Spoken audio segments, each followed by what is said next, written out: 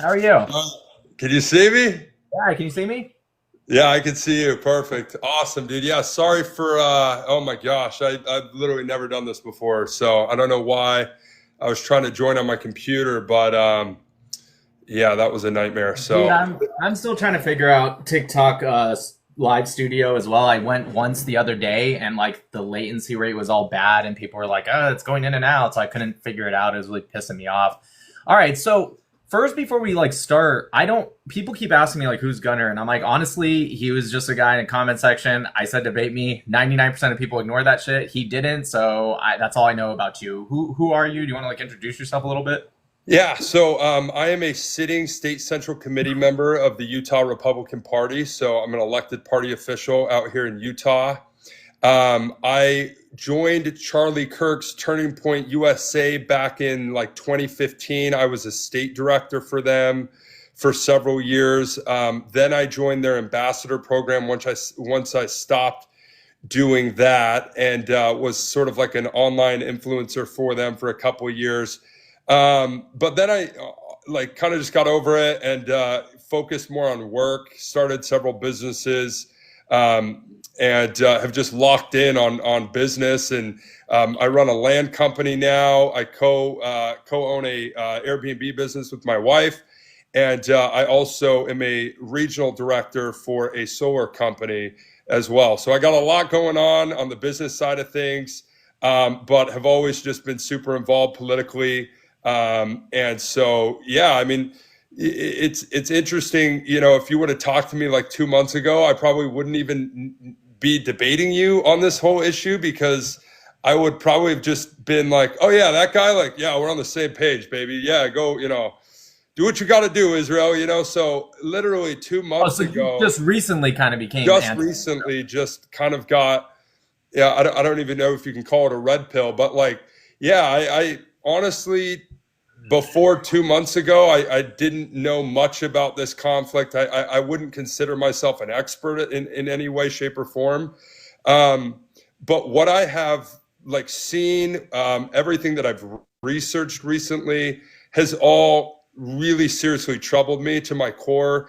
And the fact that we're funding this to the tunes of billions of dollars, it just doesn't sit right with me. And by the way, I am getting massive heat for this from my own, Utah state representatives. My like party is not happy with me even holding these views. I am taking a serious professional and political hit for even daring to speak up about this issue. And so for all of those watching, like, just know, like, this is, I'm not here to like, you know, have gotcha moments or just be like, oh, dude, I'm like a diehard, Palestinian, supporter. And I've been that way since, forever. And this is my hill to die on. The reason I want to have this debate is because I genuinely care about the Jewish people. I have always liked Israel. I've never had a problem with Israel. And I have defended Israel for years. I mean, I literally remember just a few months ago, this, I have a really good buddy. He works with me. His girlfriend was like a radical left Palestinian. She would wear the thing and like, the flag and everything. And she was posting like crazy on her social media, like anti-Israel, everything. And I literally like was messaging her and I was like, yo, like Israel's like one of our greatest allies. Like, you got to realize, like, there's a reason we're doing this. And I was completely backing Israel, all the same talking points that, that you probably hold. I was spitting all that stuff just several months ago. You a And Mormon? so, my point in this, again, just to kind of wrap up, my point in accepting this debate and holding it is because I want to find some common ground here. I want to be able to help Israel navigate this. I just am seriously concerned with the loss of support that Israel has right now that I'm seeing all across the board. Our party is divided on this, and I think it's going to cost us the midterms. I think there is a serious risk that if we do not find a way to resolve this conflict quickly, that there is going to be serious ramifications for us politically here in America, as well as for the Jewish people internationally, and that does concern me. And so I can't sit by idly and not speak up for those that are never going to make leeway with the Republican Party. They have no voice in the Republican Party. They have no way to speak to this administration. And so I feel like where I'm at in my position, I have an obligation to speak up and to try to find some common ground here and hopefully help Israel get through this. So that's my goal, man. And you seem like a good dude. You seem like you're a stalwart defender of your country, and I respect that. I am the same way toward America, and so, but there are American, right? Yeah, but I don't defend a foreign country, even though I'm an American citizen to the degree that you do, and so I would argue that I am truly America first, and that I would never defend Israel to this point where I put it over American interests. And would want to splinter my party over it, or again just continue funding what I consider to be collective punishment and war crimes. I'm also America first, and that's why I defend Israel. I'm not Israeli. I'm not Jewish at all. I don't know if you thought I was. I'm a 12-year Navy veteran. I served on fast attack submarines. I served this country. America is the greatest country in the world by far. I love this country very much. Being America first doesn't mean America only. America first is putting interest first. But we'll get into that. Are you a Mormon?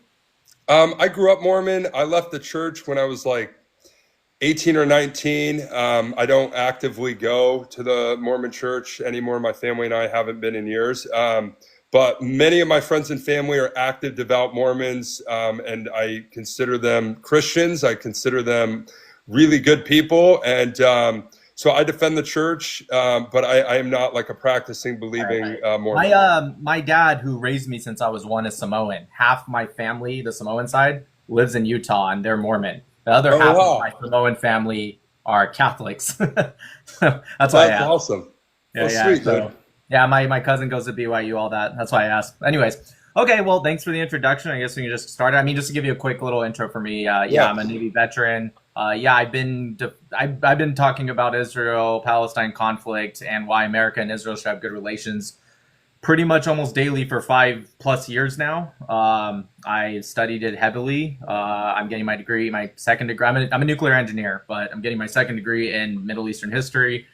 And this is what I do. I agree with you about being America first. And I think American isolationists, especially from an ignorant point of view, is what's splitting the party. I think it's woke right that's splitting the party. I don't think it's Israel. If you look at the polls, in fact, Republicans are about still 73% pro-Israel, whereas November 2023, Republicans were 73% pro-Israel. So it hasn't switched at all. It's people like Tucker Carlson, Candace Owens, and I mean, I'm not going to put you in the same boat because you admitted that you're just kind of learning about this. You just, like 2 months ago, you said you would have been different.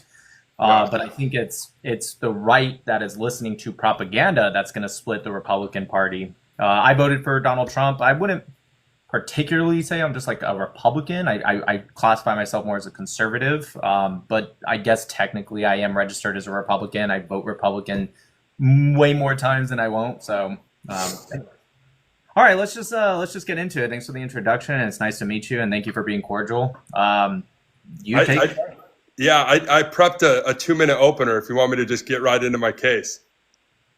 You can do it that way if you want to pick a subject. I don't care. You go. I'm good. Yeah, I used to do speech and debate in high school, so I prepped myself a little debate case with some contentions, and so I'll just rip this. It shouldn't take too long. It's like 2 minutes if you want to take notes. And then we can go, I can give you the floor to kind of just respond point by point, and then we can just get into it, okay? Go ahead. All right. So I'm here to argue that Israel's policies toward Palestinians are unjust, unsustainable, and violate the very principles of international law and democracy that they claim to uphold. I'll make 3 key contentions. Contention 1. Israel was built on forced displacement, not fair partition. In 1947, the UN Partition Plan General Assembly Resolution 181 gave Jews 55% of the land, despite them being only 30% of the population, and owning under 10% of private land. Source UNGA Resolution 181, 1947, and UN Special Committee report.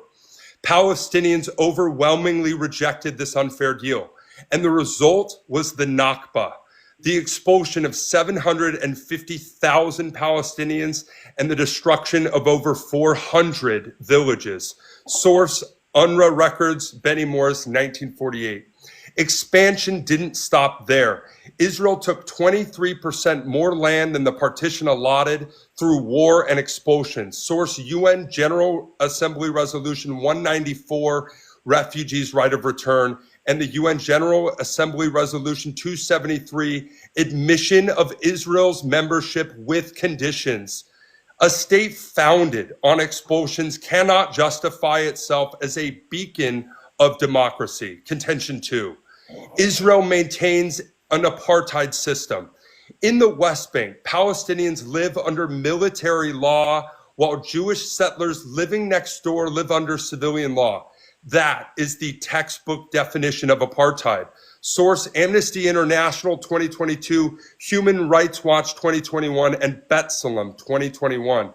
Over 650,000 settlers now live in illegal settlements across occupied land, protected by the Israeli army, while Palestinians are dispossessed. Source UN Security Council Resolution 2334 in 2016. Israel gives Jews worldwide a law of return, automatic citizenship, while Palestinians expelled in 1948, born in that land, are denied return. Separate laws, separate rights, and legalized discrimination. That is not democracy. That is apartheid. Contention 3. Israel's conduct in Gaza is collective punishment and a war crime. The Fourth Geneva Convention, Article 33, forbids collective punishment. Yet Israel has imposed blockades since 2007, restricting food, fuel, and medicine for 2 million people. Since October 2023, independent organizations have documented the deliberate use of starvation as a weapon of war and indiscriminate bombing of hospitals, schools, and aid convoys. Source UNOCHA reports and the ICJ 2024 provisional ruling. This is why the International Court of Justice found a, quote, plausible risk of genocide in Gaza in January 2024. No ally of America should ever be plausibly accused of genocide. In closing, the choice is simple. Do we blindly defend a state built on expulsions, sustained by apartheid, and accused of genocide? Or do we stand for international law, human rights, and the values we claim to believe in as Americans? For me, the answer is clear. Thank you. Thank you. What did you say? What was your source for collective punishment? Collective punishment, my source was... The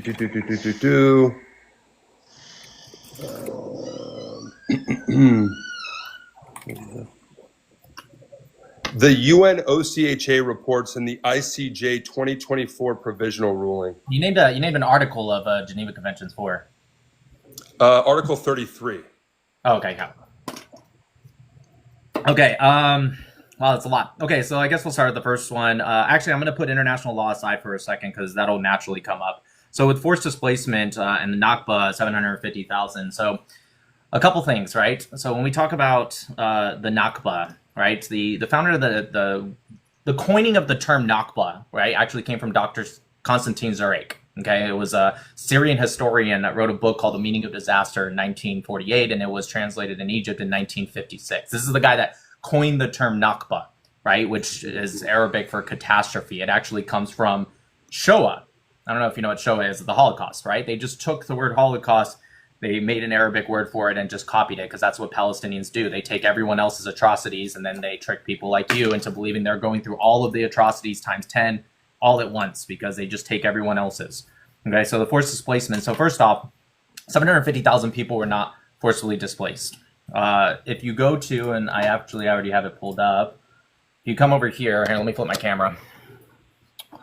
This is the United Nations Mediator Report on Palestine. This was 1948, as you can see. This is from the General Assembly of the United Nations. You actually come down here to refugees. Let me scroll down a little bit. One more part, 1 second. Almost there. Here it is. Assistance to Refugees, Part 3. When you actually come over here, it specifically says, as of September 10th, 1948, which was after, what they claimed the Nakba was, confirmed estimates, resources and certain others, confirmed estimates give a total of 330,000 Arab refugees distributed approximately as follows. So these are the refugees that were kicked out, quote unquote, during the Nakba, right? And it even breaks it down to where they went. As you can see, Iraq 3,000, Lebanon 50,000, This even includes other parts of Palestine, including the West Bank, Nablus, Ramallah, Tulkarm, 80,000, Gaza 65,000. If you took away these two already right off the bat, that's like 145,000 of the 330,000. The point I'm bringing this up is it wasn't 750,000. That's just a new talking point that actually came about in like the 1960s and 70s and on. It's a revisionist history. This is a primary source. This is from the UN Mediator Report, 330,000. Furthermore, right? Nobody ever claims that they were forced out. All right. Yes, there were some villages through war that displacement happened because of the flails of war. It happened to both the Jewish side and the the Palestinian side. Listen, they didn't call themselves Palestinians. They were called Arabs, right? Or Arabs of Palestine. But yeah, sure. The Palestinians. So, hold on one sec. Okay. So when we talk about like forced displacement, when we say the Nakba, the pro-Pali side, you guys seem to love to leave out something. It's really funny. This part's always left out, that there was a war that was started by the Arabs. I'm not going to say that you can say, well, it was justified. They should have started the war. I would have done the same. That's fine. It's not here to say whether they should or shouldn't have started the war. But this idea of forced displacement versus flails of war and displacement through that, there's a book called Rivers Without Bridges. It's by Dr. Harakam Barakat. Okay, he has a PhD in the University of Michigan. I have the book. I can grab it for you and show you. They actually did a study on the refugees, the Palestinian refugees in 1948, and the ones in 1967 during the Six-Day War. Do you know what the percentage of Arabs that said that they left without seeing even one Israeli? If you had to take a guess. No, I don't.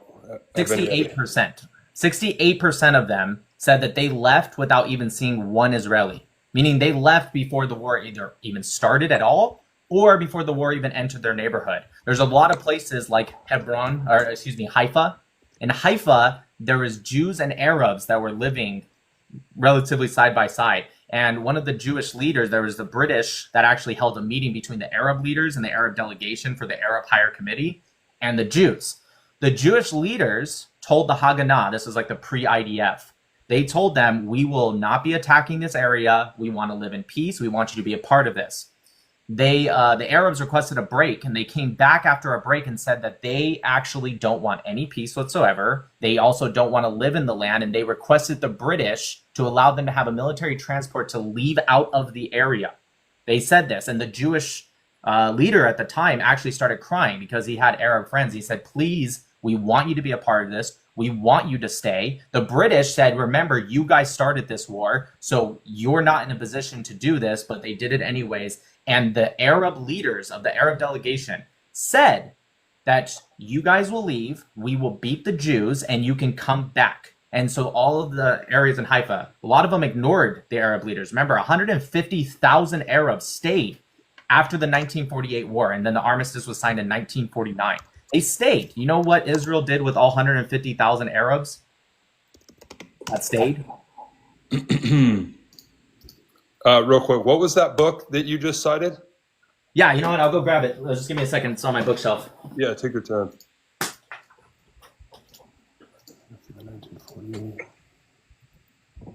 Let's see.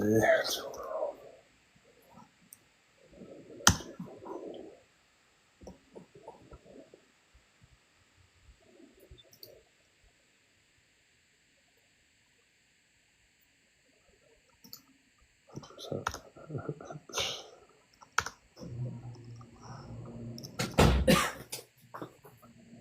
it's this book right here.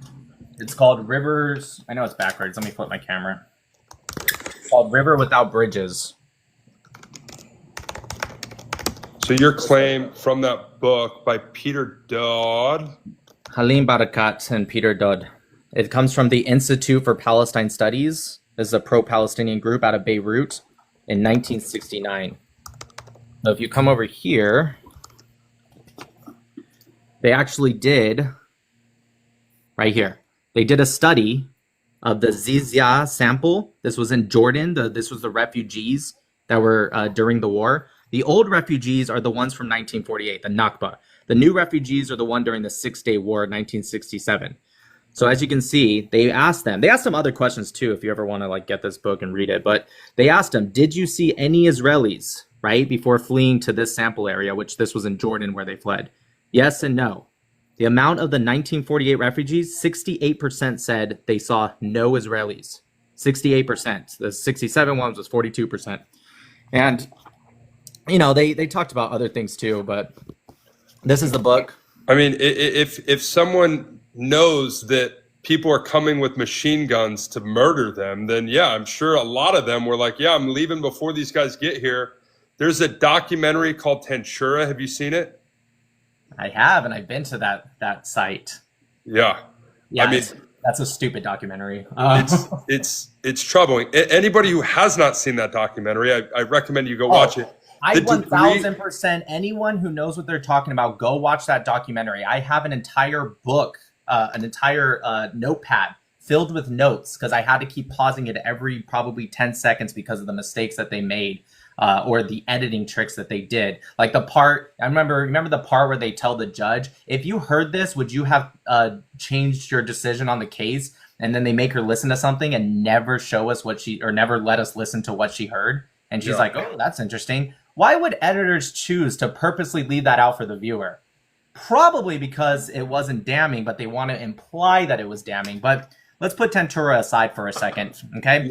Yeah. Again, I'm not saying that the documentary didn't have its biased edge or it's whatever it was, But at the end of the day, like they documented pretty well all of these former veterans who, with smiles on their faces, were like, yeah, I killed a lot of fucking Palestinians. We would line them up and just spray them with bullets. And so I think this whole point about 68% fled before they even saw an Israeli doesn't. Let me ask you something real quick. Doesn't take away from the fact that they all left. It does, because there's out a couple of terror.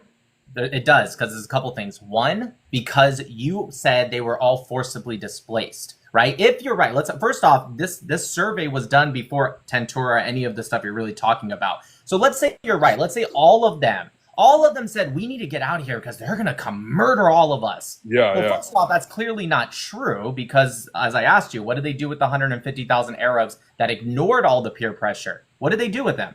Did they murder them? No. Are you talking about the ones that got citizenship or what?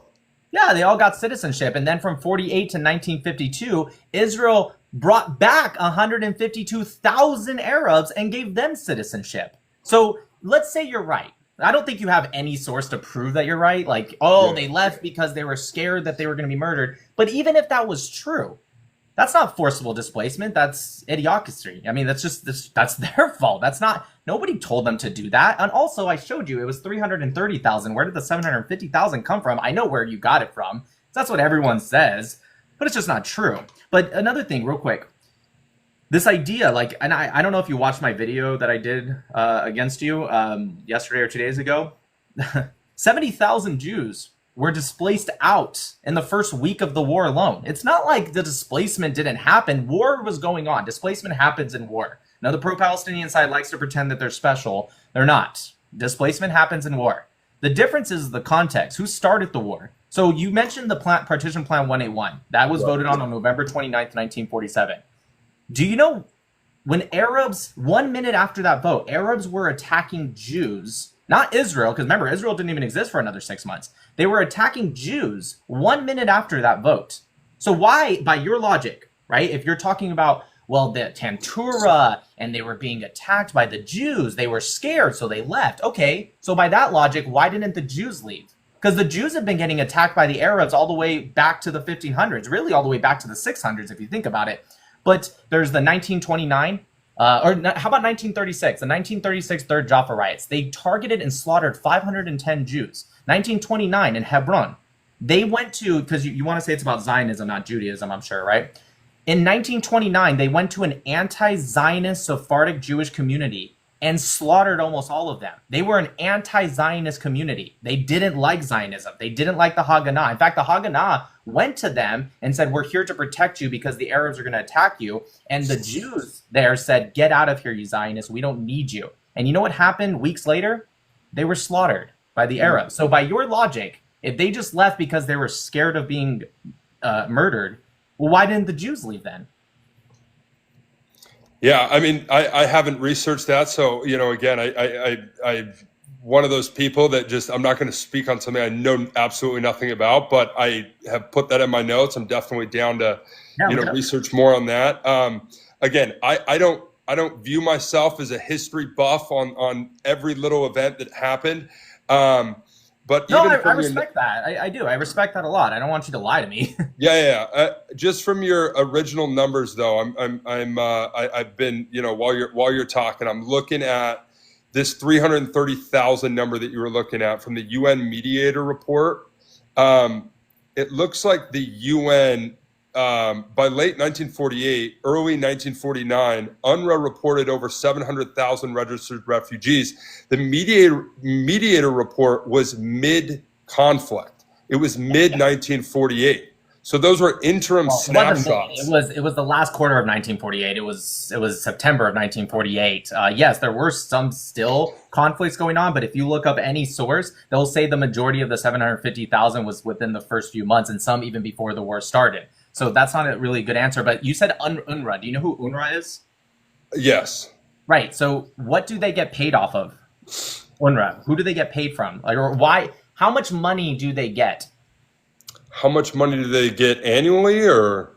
Well, yeah, I mean, now it's billions of dollars annually. First off, UNRWA was supposed to be a temporary organization. In fact, the United States tried to shut them down in the 50s and the UK because they weren't supposed to be this permanent position. And the United States says, why are we giving billions of dollars? Everyone's giving billions of dollars to the Palestinians. Why are we doing this to a temporary organization that's now grown to billions of dollars a year and 30,000 employees per year? So UNRWA, they get paid based off of how many refugees they have stated, right? Which is why, and look this up too, every other refugee in the entire world lives under the same UN standards other than the Palestinians. Let me tell you some differences. If you're a Palestinian, you don't have to cross international borders to be declared a refugee. For example, the 750,000, did you know that 2/3 of them never actually left Palestine? They just went to a different neighborhood. It could have been very close. It could have been to Gaza, West Bank, but they never crossed international borders whatsoever.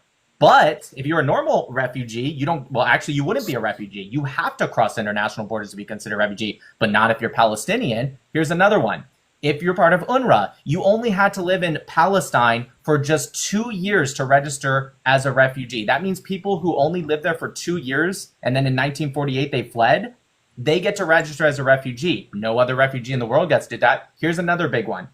Every other refugee in the world, if you get citizenship somewhere else and get established, you are no longer a refugee unless you're a Palestinian. Bella Hadid, Gigi Hadid, Mohammed Hadid, the millionaire, multimillionaire family in the United States of America, they're listed as 3 of those refugees that you mentioned in your list. They're listed as refugees even though they're multimillionaires. They're doing better than you and I put together. They are citizens of this country. They get to stay refugees. And they get to pass it down to their kids and their kids' kids and their kids' kids'. No other refugee in the world gets to do that. So when you say UNRWA, yeah, I'm sure they did say it was 750,000. You know why? Because they get more money.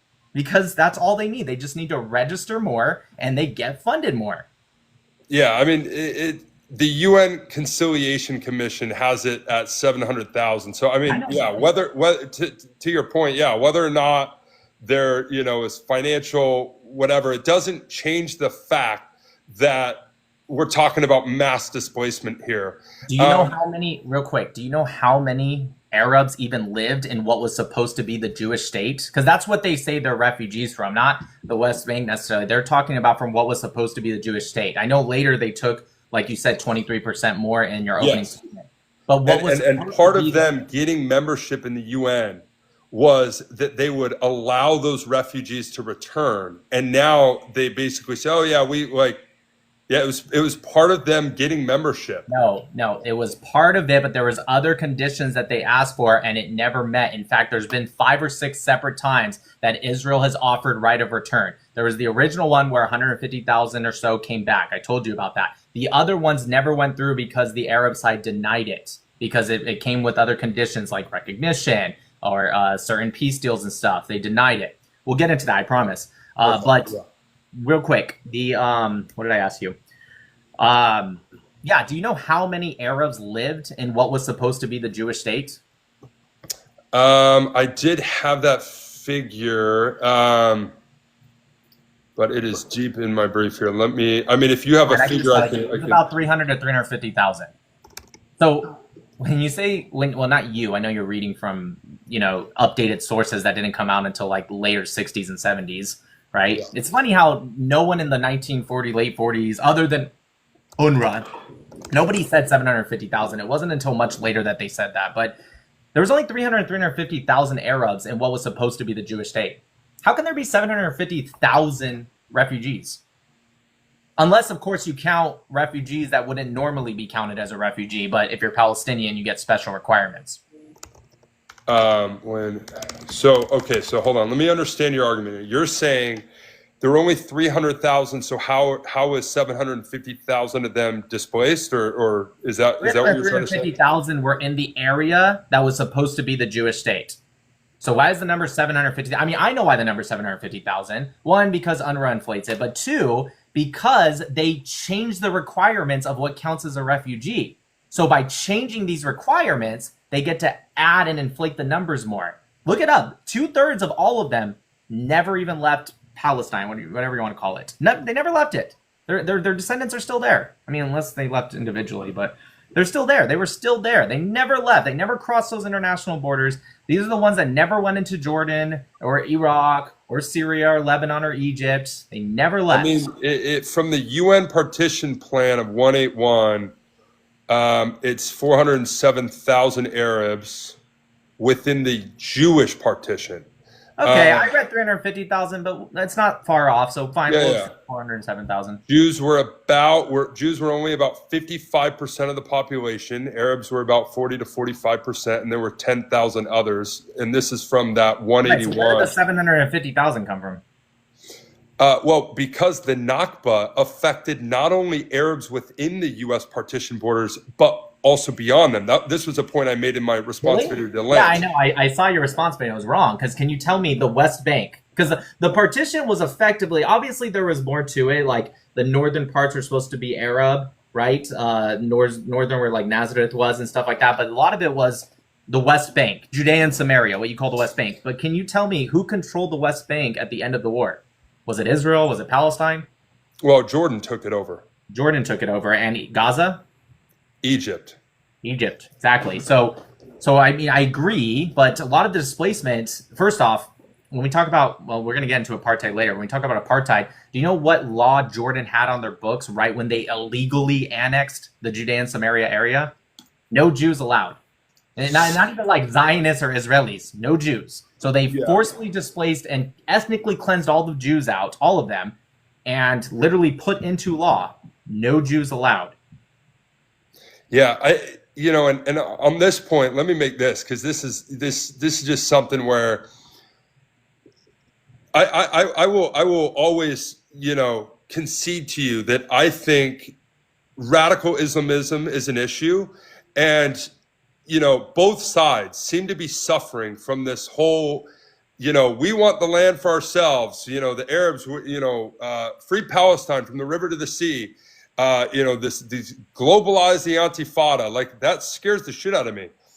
But the Jews, what I've also seen from Smotrich and from top Israeli leaders, is this Then you'll be Greater Israel project where they want to expand Israel's borders into Jordan, Saudi Arabia, Syria, Lebanon, and they want this land for the Jews. And they say it's because of their biblical promise of the land. They agreed as part of the UN membership that they were not going to take land by force. But what we're seeing in Gaza is I don't want to talk about. Okay, I'm just saying. To me, this is what I see from a wide picture. Is I see what is playing out in Gaza, not as them going after Hamas, but them taking the land, and they're taking it the same way that you might see. We'll get into that. I want to go down this list that I had that you brought up in your opening statement. Let's look at that, because Gaza's a territory that was given up by Israel in 2005 that wouldn't actually be expanding land into another sovereign state, because Gaza doesn't follow the Montevideo Conference, which is what customary international law refers to as a state. So I get what you're saying. And by the way, that's not Israel's plan. In fact, if you asked me, if I was the prime minister, absolutely they should annex Gaza. But again, let's put a pin in that for a second. Yeah. So the 55%, 10% thing, right? So, Jews got 55% of the land. Okay. So I answered this already in the video, but I'll say it again. It's very disingenuous. I'm not saying you're being disingenuous, because I know where the argument comes from, but it is disingenuous. I'll tell you why.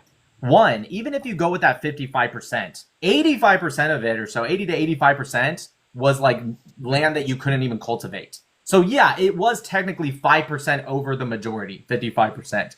But they were given mostly the land that was either referenced as Matzi or Matau. They were given the port cities, dude. They were given the economic engines.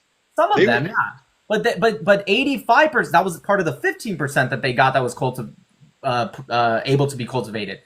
80 to 85% was land that you couldn't even cultivate. So yes, I agree. To make up for getting 85% of like barren land, yes, they gave them some port cities. Yeah, well, yeah, no shit. But here's the thing. That were mainly inhabited by Arabs at the time. So it's like, yeah, the entire partition plan from the beginning was doomed to create this conflict where it's like, okay, we're gonna come in here. We're gonna take these Arab port cities that are huge engines of economic trade routes, and we're gonna give these to the Jews. And how does Israel, when they say, hey, we need to be a majority Jewish country, we need to have a majority, that it required for them to displace the Arabs out of these cities. So this was baked into the plan from the very beginning, was mass displacement. Yeah, and so for me, you can't like from the very beginning draw these lines to where you've got to displace all these people, and then Palestine ends up not being a state. At least with the UN partition plan of India and Pakistan, they both ended up getting a state. But still to this day, Palestine has not gotten their state, and that's why we have millions of people living stateless and without rights. It's a lot.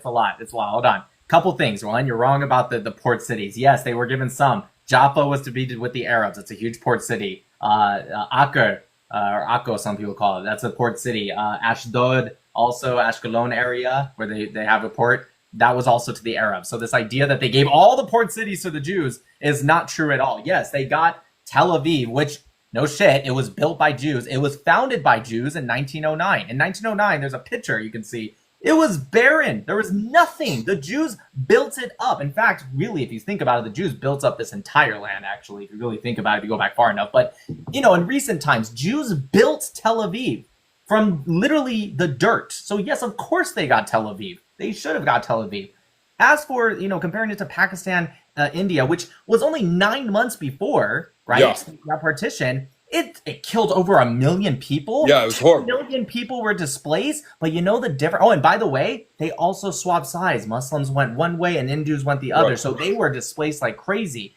Here's the difference. I'm glad you brought it up. They accepted it. Right. I'm glad the Palestinians didn't accept it, because I don't think they really should have any of this. But this idea, right? And I know that's crazy. I'm radical. I got that's that. That's wild that you're saying that. That's actually wild. They don't deserve shit. No, I'll explain why. But this idea, right, that you believe that it's their land, right? Well, okay. First off, the reason Partition Plan 181, we're going to move on from it, and I'll tell you why. Because Partition Plan 181 never even went through because of the Arabs, by the way. In fact, if they were smart, They should have accepted that plan. It's the greatest thing they could have ever gotten. They didn't. And you know why they didn't? It's not because of Palestine. Let me ask you a question. When Jordan annexed the West Bank, again, illegally, the world didn't even recognize it other than Pakistan and the UK. They're the only two countries that recognize their annexation. When they annexed it from 49 administratively in 50 all the way to 1967, why didn't they make a Palestinian state? That's a good question. I think the Arab states have used the Palestinians as pawns, to be honest with you, in their quest for, power, or in their, it's like, hey, we came and fought in this war for you, so we're taking this land. So to be honest, would that have changed if the partition plan went through? The partition plan never said to make Palestine. You know that, right? The partition plan said Arab state. So would it have became? Let's say they accepted it. Do you think it would have became Palestine? I have no idea. Of course not. I'll tell you why. I don't know that it would have, but it would have became some type of Arab state that allowed these people, call them Palestinians, to have statehood and representation. The problem that we have right now is that you have these millions of people that don't have statehood or representation. And so they're living stateless, and they're living under subjugation and apartheid. And so they're in occupied land. I mean, this is like, we've all seen Star Wars. I mean, you can't have a people living in occupied land for decades and decades and decades and never have a plan for them to have hope and future, a hopeful future where there's a pathway to them having real government. You think the same thing about the Palestinians in Jordan who don't have citizenship, and under law they're not allowed to have citizenship and they live in camps? Do you think about them? Yeah, I think that's fucked too. I mean, but not enough to BDS it or complain about it though, right? Well, is Jordan carpet bombing and indiscriminately killing them to a mass scale? And are they being condemned by the international? Let me tell you something. Have you ever read about Black September, where Jordan killed tens of thousands of Palestinians in just weeks? Literally slaughtered them, mostly civilians. Did you ever read about that? What was that? Black September for what? Black September. It's when the Palestinians, because they cause problems everywhere they go, they assassinated Jordan's king. I'm prime familiar. minister. Yeah. Right, so they slaughtered all of them and ethnically cleansed almost the rest of them out. So yeah, Jordan did do that. You know why you're not talking about it? One, because you're not told to talk about it. But two, because they actually just kicked them all out. So, it's just something now in the history books. You don't have to think about it today. Egypt, the Palestinians attempted to assassinate Egypt's third president. So they kicked them out too. Why do you think Egypt has 7 layers of border between Gaza and them? Why do you think that is? It's because they don't like them. Lebanon. Look up the Palestinian insurgency. The Palestinians caused an insurgency in Lebanon after Jordan kicked them out. They went to Lebanon. Yeah. They caused over 150,000 civilians to be killed because of the ongoing civil war that happened after the Palestinian insurgency. 150,000. You're talking about 62,000 citizens today. Let's talk about 150,000 citizens because of what the Palestinians did. Look at what the Palestinians did in Kuwait. In Kuwait, they sided with Saddam Hussein. And they caused the death of so many Kuwaitis because of them. And so what does Kuwait do? They kick out 400,000 Palestinians and said, get the hell out of our land. So, let's stop pretending that the Palestinians are this, super innocent, baby coddled. No, they're not. Sounds like the Palestinians have been rejected from, all these different states. It sounds like based off of their own choices, yes. It sounds like we need to find some land for them to have their own state because they just keep getting kicked out of every country. So let's go. Sounds great. Let's find them some land and let's make them their own state and tell them, hey, here you go. Somaliland is right there, buddy. Anyways, let's keep going. So let's just move forward to modern times, okay? Because I wanted to answer the rest of your stuff, but I know you really want to talk about modern times. I do. Because here's the thing. I know I'm no history buff, and there's a lot I'm digging into daily to try to get caught up on. But again, I don't think people care as much about the history of this as much as they do about Netanyahu's absolute failures to lead Israel right now, for the double tapping of the Nasser hospital recently. I mean, what we're seeing on the ground in Gaza is indefensible. And there's no way that you can... Let's get specific, Gunnar. Yeah, okay? let's get specific. I'm gonna put a pin in the rest of the stuff. We'll get back to it or whatever. It doesn't matter. So do you want to talk about apartheid or Gaza? I'll let you pick. We can do apartheid first, since that was my second contention, and then we'll move into Gaza, which All right, again, okay. I think is the main point we need to hit before the end of the night, because it's what's causing Israel to lose support rapidly here in America and internationally, Ignorance. and make Jews unsafe everywhere because of the Yeah. continued defense of Netanyahu's government. And I would love to help provide an off-ramp so that Israel can get new leadership, so that we can start to hopefully repair relations here and find an end to the conflict here in Gaza, because this is not helping you. I love the argument of I'm only anti-Semitic because Netanyahu made me. Let me ask you something. How many Chinese people are getting attacked in the United States or Canada or Australia? You know, because they have concentration camps with the Uyghur Muslims in China. Their government is evil. I don't think you would. I know you would agree with that. I mean, yeah, I'm no fan of China. Is the anti-Chinese rhetoric going up in America, Gunnar? Is there this type of coverage from journalists on the ground in the Uyghur camps? No, there's not. No, there's not. And so I think again, so you're told what to hate. It's not that we're told; it's that when we as America are funding this to the tune of billions of dollars, and our name is on this now, and we're involved. And then we have to watch this every single day play out on live television. Yeah, it's now an issue we're going to have to address. Do you find it weird that we do see this on national television all the time, but we don't see? And fine, you can hate Israel and you can think it should be on national television. Fine, no problem. It's not that I hate Israel. Why don't we see anything in North Korea or China? Or how come we don't see anything else on? Dude, you know where a famine's actually going on right now in Yemen for like the past 10 years? Yes. You know, Saudi Arabia has let in less than 10,000.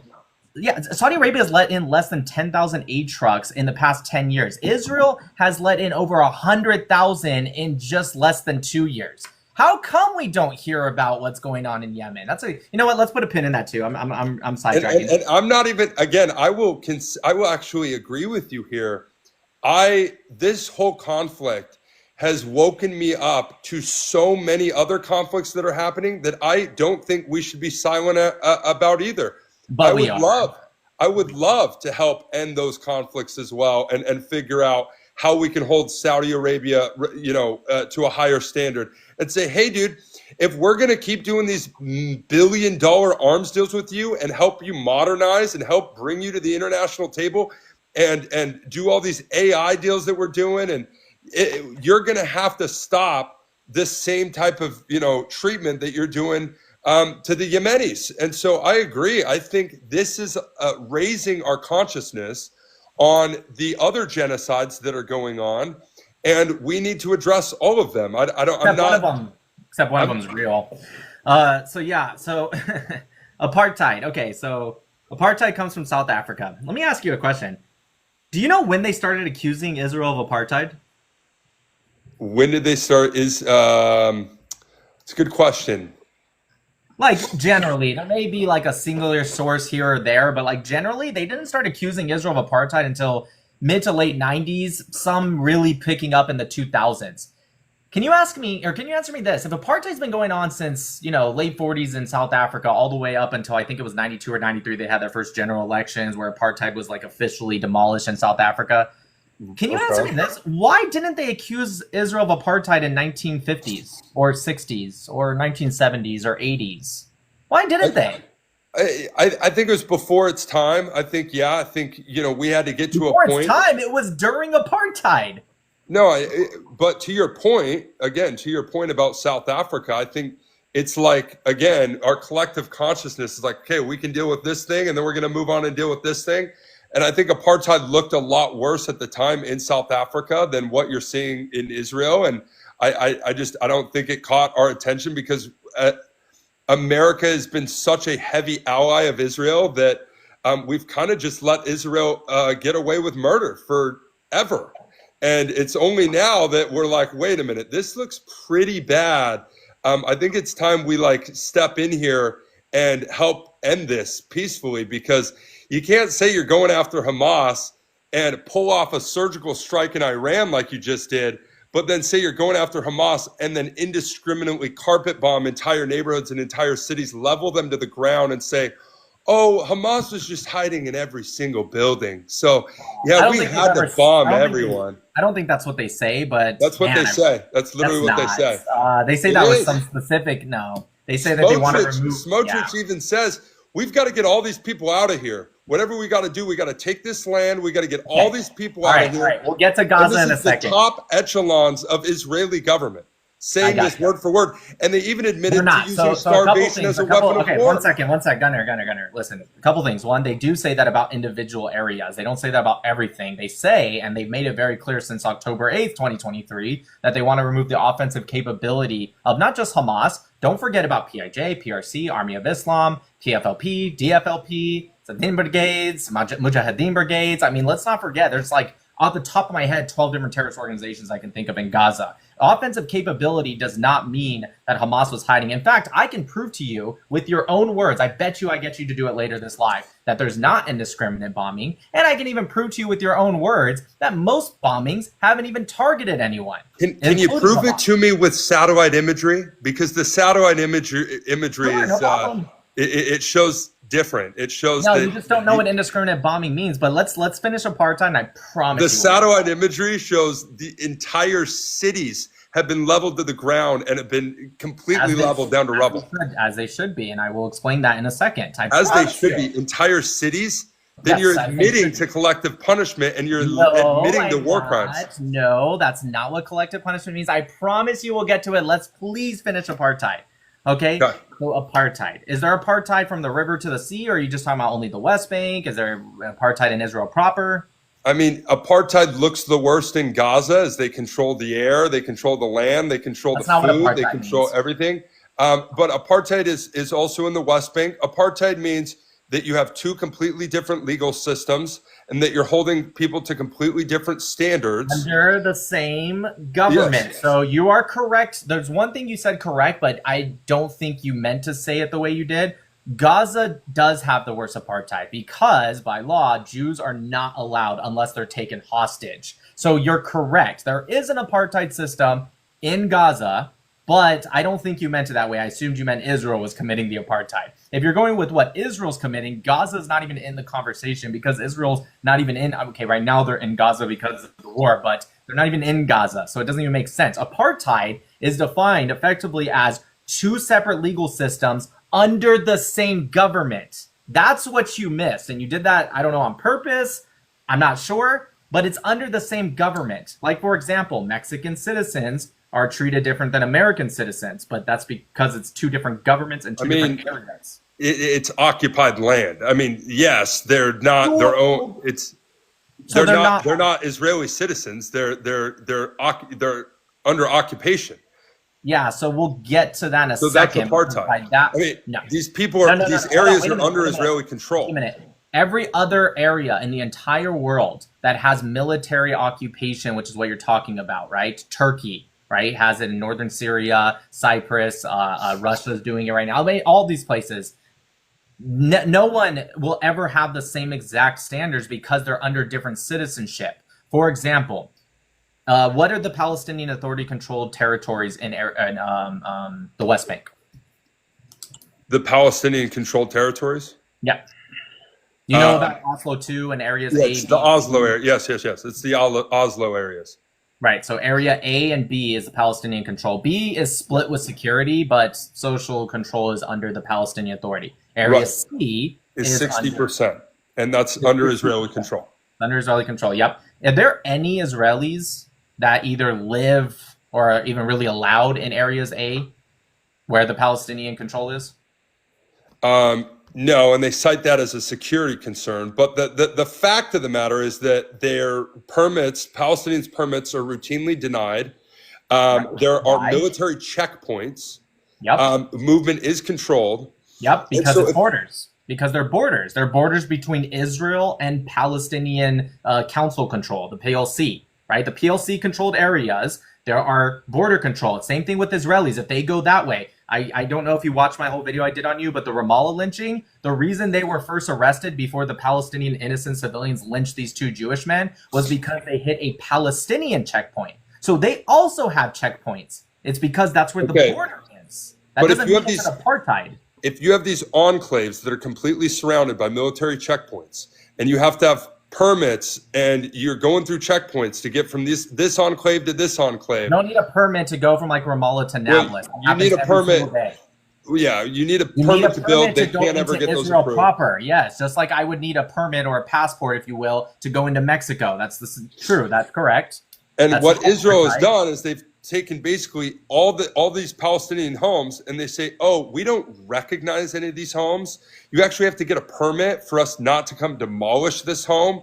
And then they deny those permits, and then they go and demolish them, and then they give them to an Israeli settler to forcefully displace them from their area. So, and this is happening. Real quick. Hold on before you go too far, because you're saying wrong things. So how am I saying wrong things? Right, because the Palestinian, right, you're talking about Area A right now, right? I mean, this is happening all over the place. This is even happening in Area C. Let me ask you something. Okay, well, we'll get to Area C in a second because it's controlled by the Israelis, even signed by the Palestinians. But let's talk about Area A because that's the easiest part. You said they give the homes or the land to Israeli settlers. Can you tell me one settler that lives in Area A? Just one. I mean, I don't know the settlers by name, but I know what they're doing right now. And there was a recent map that just came out. Gunnar, they are building settlements on purpose to split the West Bank completely in half and cut it off. You're talking about E1 project. And first off, that's what the news is saying. First off, E1 project is not going to split the West Bank in half. I know that's what everyone's saying, but E1 project is a small area between where Jerusalem is and Bethlehem. Okay, it's like that small little strip. It doesn't go all the way across to Jordan. Although I wish it did. They should split the fucking thing in half. The two-state solution should be put a final nail in the coffin. But again, it's just not true. And you could take it from me because I'm someone who wants to stop the two-state solution forever. So trust me, I'm someone who wants that. It's not happening. Hopefully one day it does. But again, let's put that aside because now we're getting into our personal. I mean, I don't know that the two-state solution will ever work. I'm not this diehard. Never will work. There must be a two-state solution. With the way the map has been completely chopped up, it looks like Swiss cheese.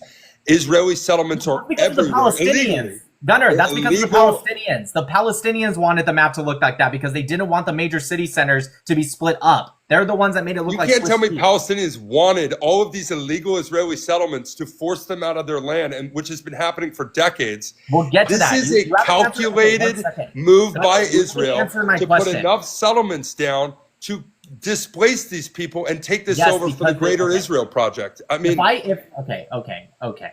Then explain why else they spend millions of dollars in NGO money. Okay, you haven't answered my question. Gunnar, you haven't answered my question. So I'm going to show you where in Oslo 2 that was signed into law and why you're wrong. I'll show you right now. Here it is. Yeah. This is Oslo 2. As you can see this is Article 7.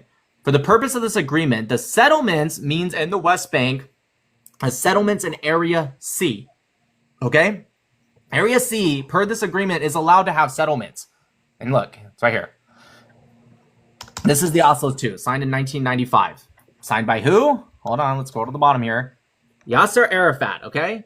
This is the Palestinians. They agreed to this. So when you keep saying, oh, it's illegal, I've heard the buzzwords, Gunnar, but I don't think you can actually back that up, and I'll explain why. You never answered my question. How many settlers are in Area A? You said you didn't know. The answer is 0. There's none. So earlier when you said, oh, they're giving the land to the settlers, that's quite literally not true. The settlements are in Area C. And let me tell you how much Israel holds to the Oslo II Accords. Because there are some extremist settlers, right, that will go into Area B and they'll start building like little makeshift outposts and settlements, if you will. Do you know who tears them down, Gunnar, because they're not allowed? So you know how you said earlier they'll tear down Palestinian homes because they didn't get a permit? Yeah. Do you know what happens when the Israeli settlers go into Area B and start building without a permit? Do you know who tears them down? I mean, you're probably going to say the Israeli government. Israel does. There's so many Supreme Court hearings. You can go read them. There are so many. They tear them down. You know why? Because they're not per the Oslo II Accords. Okay, but but why don't they tear down all the settlements that the UN has called illegal? Why are they not tearing those down? Perfect question. So the reason is because they're not illegal, and I'll explain. So what you're reading, right? What you're reading is advisory opinions. Like you referenced one of the ICJ articles. Yes. I can't remember which one you referenced. That's not international law, Gunnar.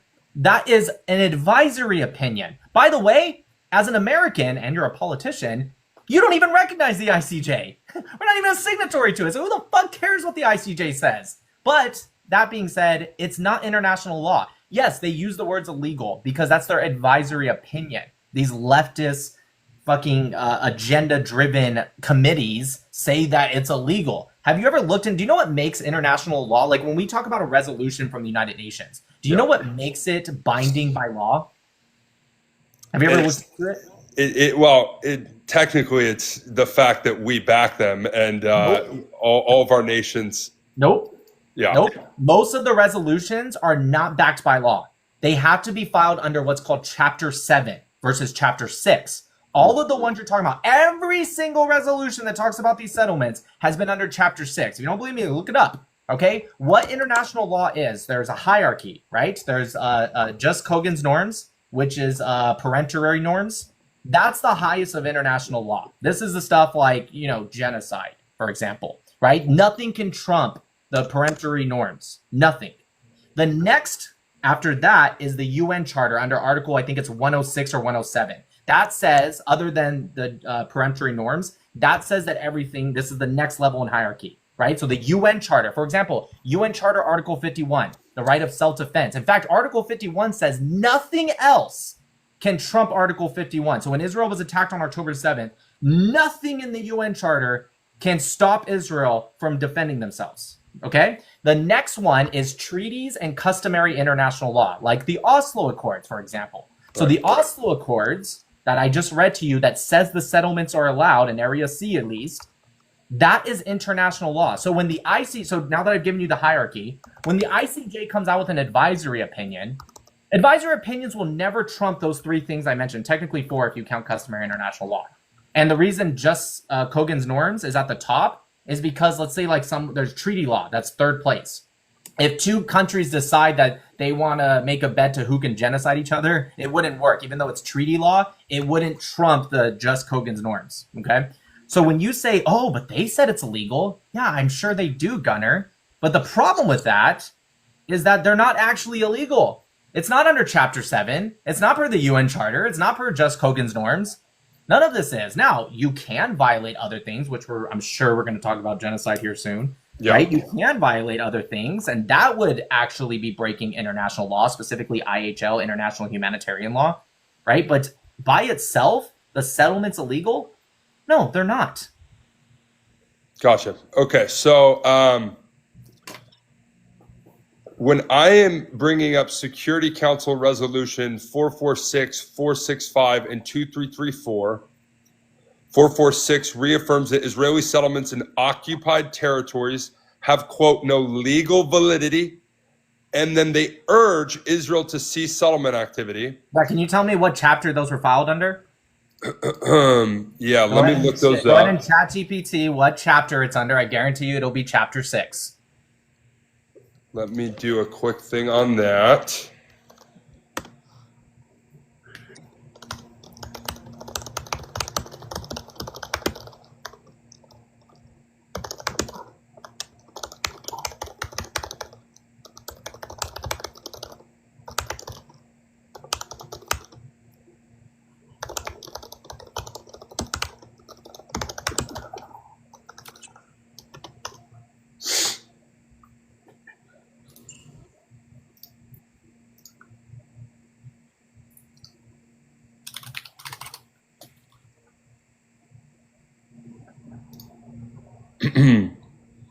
Okay, so looking at my notes real quick while I'm waiting waiting on that. So the fourth Geneva Convention, where do you feel like this plays into it? Because Article 49, Section 6 says the occupying power shall not deport or transfer parts of its own civilian population into the territory it occupies.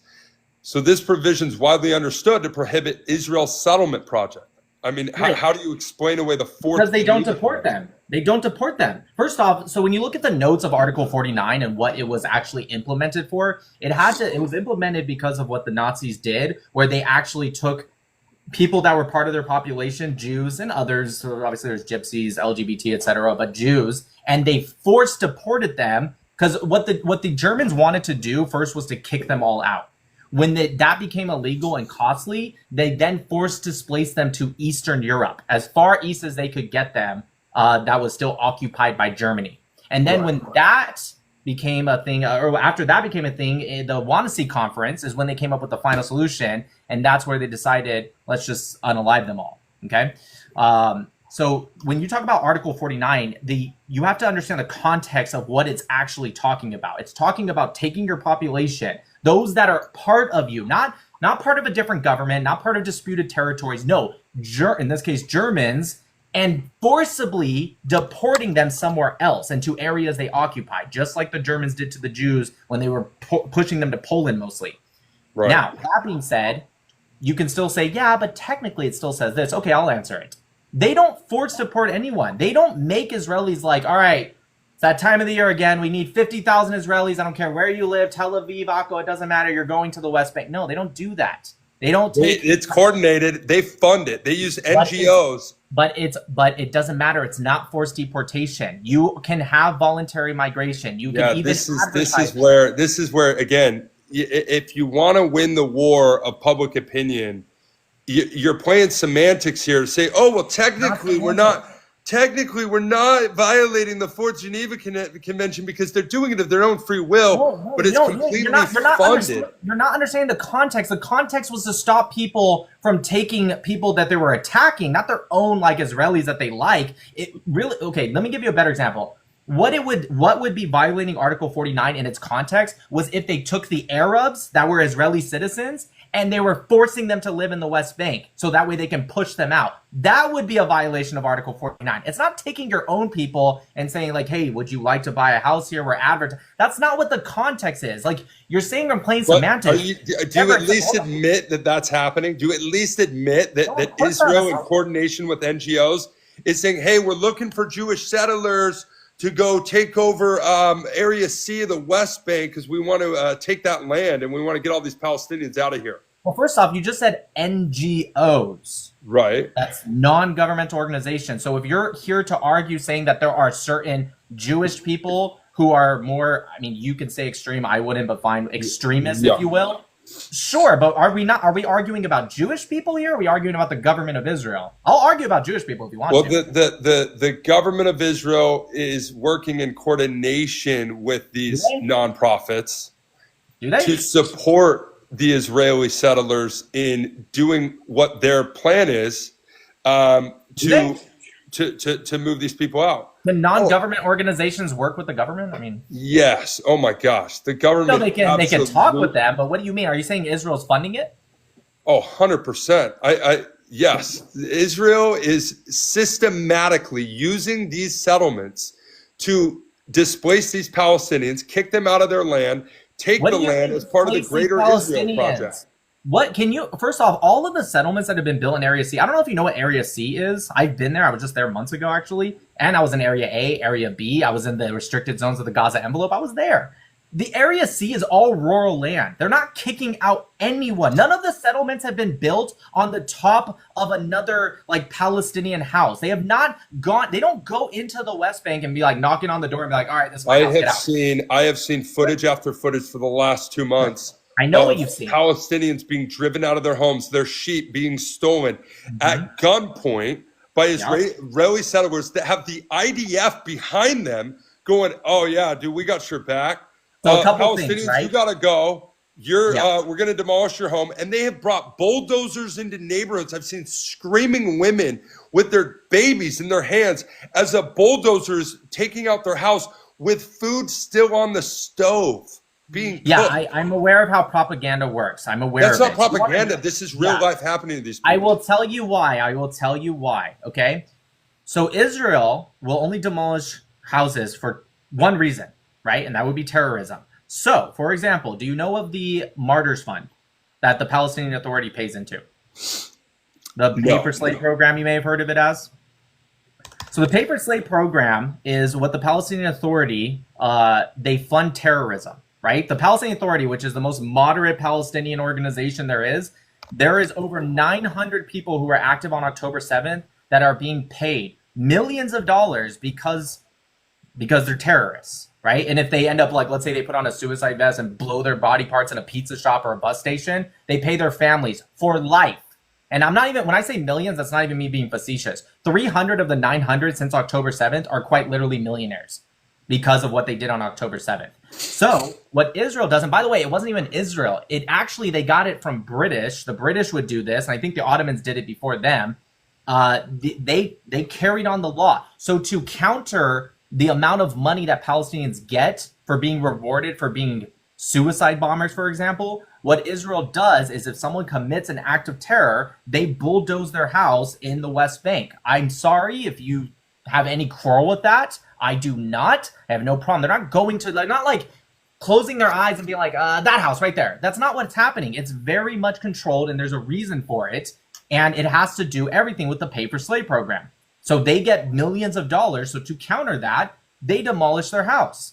And that's, again, that's something that the British did. I believe the Ottomans did it before them. Egypt has done it. Egypt, actually, people in Egypt just a few months ago, they had land that was owned by the people. And now that Egypt's economy is going down the toilet, they started taking all these houses back and demolishing people's homes, even though they actually owned it. But we're not here to talk about Egypt.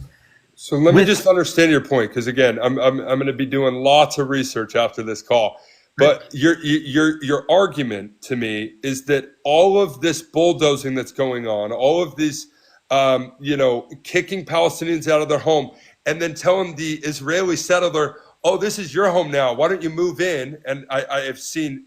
First off, none of the bulldozing you're talking about, where the streets that were bulldozed, was in Jenin. Jenin is in Area A. I promise you. In fact, I will bet my whole live account that you cannot find me one settler that lives in Jenin. I promise you, you're not finding that. Now, maybe that's what your little video said, a little propaganda video, but I will bet you $10,000 that settlers do not live in Jenin. I'm not saying that you're lying, that maybe a video didn't say that. Maybe well, there's two separate things that I've talked about. I've talked about the bulldozing, and then I talked about the Israeli settlers moving into Palestinian homes where they said, we didn't get our permit approved. We've been trying for years to get this permit approved, but Israel doesn't recognize any of the permits, in these areas. And so then they do recognize some permits. They don't just deny every permit, but a lot of time they're trying to build in military zones, or they're trying to build illegally, and so they get torn down. But real quick, but these are pre-existing homes. And they're homes that look like they're in neighborhoods. So I guarantee you, I know what videos you saw. You saw the videos in a neighborhood called Sheikh Jarrah, because that's the videos that get circulated all the time. I will tell you about Sheikh Jarrah, okay? It's in East Jerusalem. And yes, there were Palestinians that were kicked out. And yes, Jewish people did go in after. But you don't know the whole story, Gunnar. Let me tell you about Sheikh Jarrah, and I want you to look all this up. Sheikh Jarrah was owned by Jewish community, a Sephardic Jewish community. I think it was 41 people in 1875. Okay, the Sheikh Jarrah was in the area that Jordan illegally annexed. Okay, so 1875, fast forward to 1949 when the armistice agreement was signed. Jordan did what with the Jews? They kicked them all out. So Jews legally owned this neighborhood that the Arabs called Sheikh Jarrah. Okay, it's called Shimon Hatzadik, but they call it Sheikh Jarrah. Okay, so what happened was when they kicked all the Jews out, who moved in? Arabs. So everything you're accusing Israel of right now literally is what happened to the Jews with Jordan. So when Arabs moved in, and again, look this up, okay? When Arabs moved in, they lived there for how long? All the way until the 6-Day War, which was almost 20 years later, okay? So who got their ass kicked in the 6-Day War? The Arabs. And so Israel pushed them back out. They, thank God, regained Jerusalem from the Islamist terrorists who have no business owning Jerusalem. Okay, they kicked them out, pushed Jordan back to where they came from. And then you know what Israel did the very pretty much next week after they kicked Jordan out and won in 6 days? They offered back, Gunnar, all of the West Bank other than Jerusalem. They said, take it all back to Jordan, we just want peace. They offered the whole thing back. Jordan said no. Then, fast forward to 1988. Look this up too. 1988, Jordan officially relinquished all control of the West Bank, giving it to, well, effectively Israel. Do you know, Gunnar, the Palestinian independence, the Palestinian state independence, do you know when it was? Because they declared independence. Do you know when that was? Yeah, I have that. Let me see. Palestinian state independence. I don't remember the exact year off the top of my head. Okay, I can tell you. November 15th, 1988. 40 years after the state of Israel is when the state of Palestine became a thing. So I'll tell you why. It's because they didn't identify as Palestinians. There was no concept of Palestine other than a regional area, but there's no concept of a state of Palestine in 1948. Okay, so it wasn't until 1988, after the same year that Jordan relinquished control of the West Bank, that's when the Palestinians declared independence. Okay, so what did they do with the Arabs? Right? Remember, I told you the Arabs moved in after the Jews were ethnically cleansed. The same thing you accused Israel of, the Arabs actually did. That's the irony. Okay, so now we fast forward all the way to 1993. The first Oslo Accords, and then 95, the second Oslo Accords, and then 97, the Hebron Agreement. All right. So even then, because the Arabs were living there, you know what Israel said? Israel said the Arabs are already living there. They're already living in those houses in Sheikh Jarrah. You have to, they're going to stay there. You know what Israel asked? All they asked from the Arabs, they could have said, get out. This is Jewish land. We have the deed. By the way, Gunnar, Jordan admitted it was Jewish land. And I can show you the document. It was stamped by UNRWA. And Jordan released a document saying this is Jewish-owned land, Sheikh Jarrah. And so instead of telling all the Arabs to get out like the Arabs did to the Jews, they said you can stay, but you have to pay rent to the Jewish owners, the people that own the deed. I mean, do you agree with that? That they should pay rent to the owners? I mean, I think that's fair. We do that here in America. They said no. They said, we haven't been paying rent for almost 2 decades. Why should we pay now? They said, because you don't own this land. And they squatted for another like 50 years. It wasn't even the Israeli government, by the way. It went to civil court. And after like 50 years of them squatting, then in like, I think it was 2020 or 21, that's when they kicked him out of the house. They said, we're evicting you because you haven't paid rent. By the way, in the United States of America, you miss like 2 months of rent, you get evicted. Yeah. This was 50 plus years, Gunnar. I mean, it wasn't even like close. So they evicted them as they should have, and they gave it back to the community who has the deed to the land. And then that's when they moved in Jews, and then the Palestinian Arabs in their sneaky little ways, like they always do, they made videos. They weren't really lying. They said we were kicked out and Jews moved in. And people like you see the video and you're like, I've seen it, Nick. I've seen it. They kicked them out and moved in. Yeah, they did, but what's the context here? Okay, so just to better understand, your argument is that these settlements are, or let me rephrase. Your argument is that the kicking out of Palestinians in these areas is because Israel technically owns them, or Jewish owners own the land. Jordan kicked them out. And so now there's a dispute over who actually owns this, specifically in Sheikh Jarrah.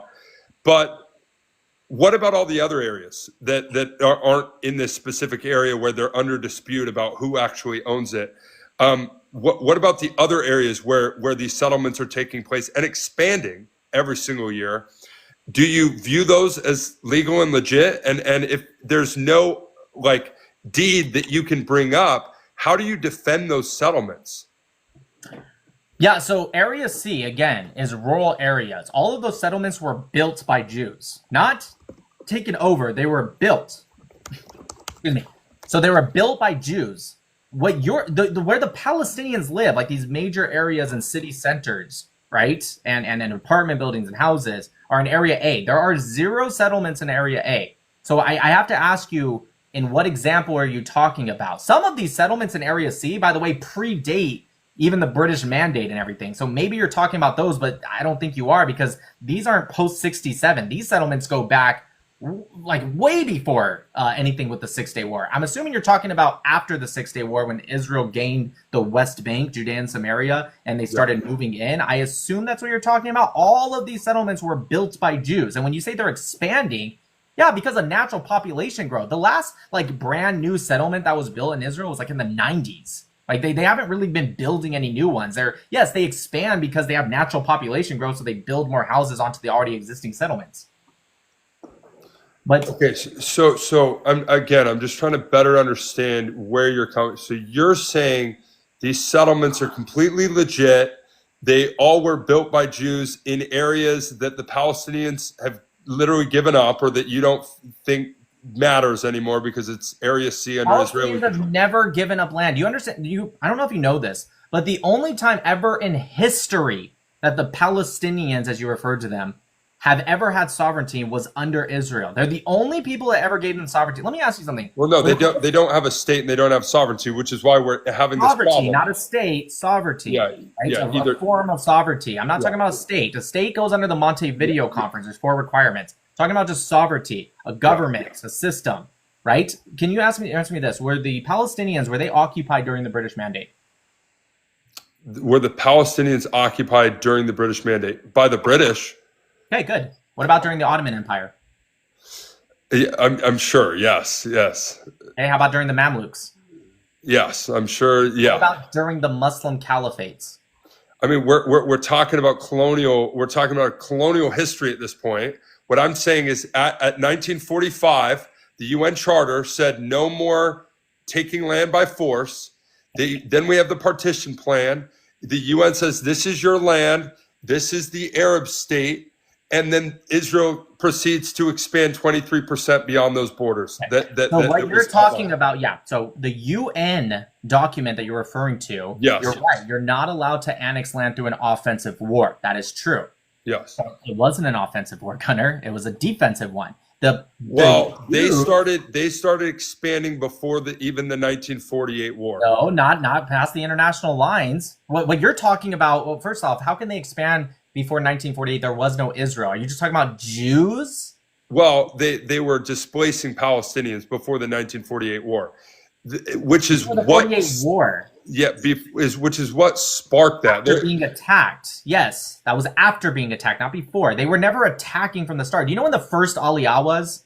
Well, they were kicking Palestinians out of their land prior to them calling independence. There were certain, this is very minimal, but you're correct. There were certain things where the Arabs attacked the Jews, and the Jews who had the Haganah, I think in 1920 it started. Yes, they defended back. That's true. But again, I find it interesting that you're offended by them losing and getting kicked out, and you're not offended by the fact that they started attacking Jews first. Again, not Israel. Israel didn't even exist yet. They were just attacking Jews. Right. Before you know who Haj Amin al-Husseini is? Do you know who Haj Amin al-Husseini was?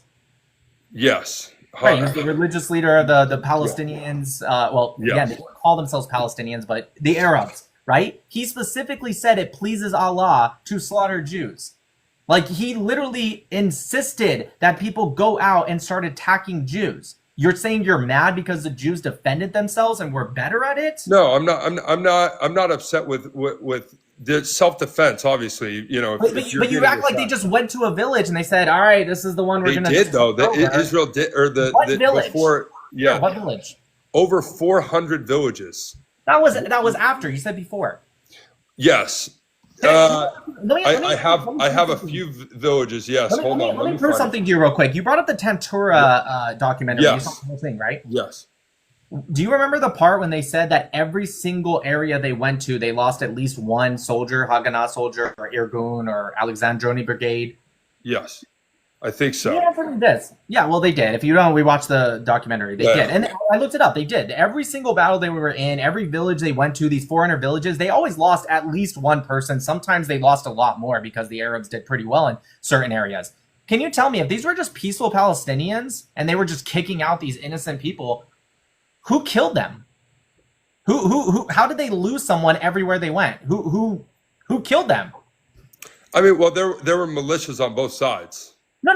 That's my point, is that there were militias and there was war and people fled because of the fighting going on. But that's not what you're saying. You're saying they just went to these villages and they just said, "All right, you guys, get out." And they're like, "Oh my God, okay, yes, please." No, they were fighting. And who started the fight? Can you remind me?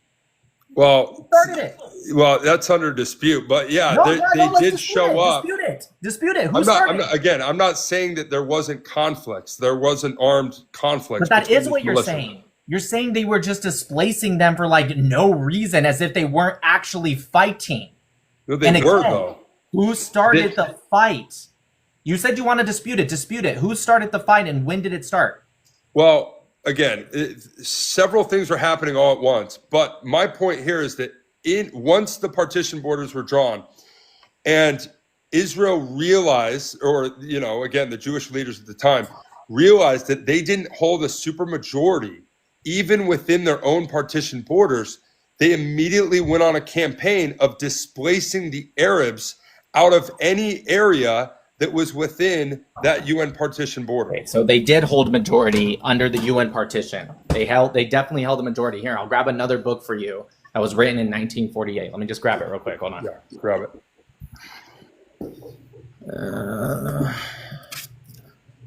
Where is my... I'm always placing books somewhere. Hold on, it might be in my room.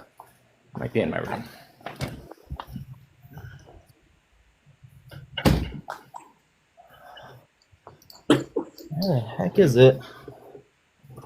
All right. Well, the book is called "This Is Israel." I will find it, but it's called "This Is Israel," and it actually was written by I.F. Stone. He's one of the most respected journalists in history. Actually, he's actually an anti-Zionist today, by the way.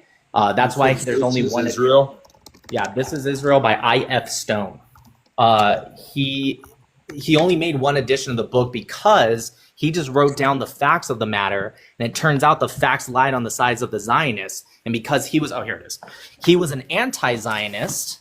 He didn't make any other editions of this book because he didn't want Zionists to be able to use this book. But he wasn't, here's the funny thing, he wasn't an author. He was just an investigative journalist. So the book, as you can see, is really small because all he did was wrote down the facts, right?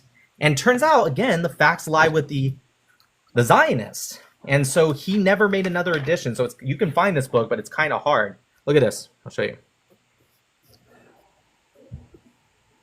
Of the 865,000 people in what was to be a Jewish state, 514,000 were Jews and 310,000 were Arabs at the time of this writing. This is the book. I.F. Stone. Interesting. It's this guy. This is the I.F. Stone. See, 1948. Wow. Okay. So they were the majority, but let me ask you, you never answered the question.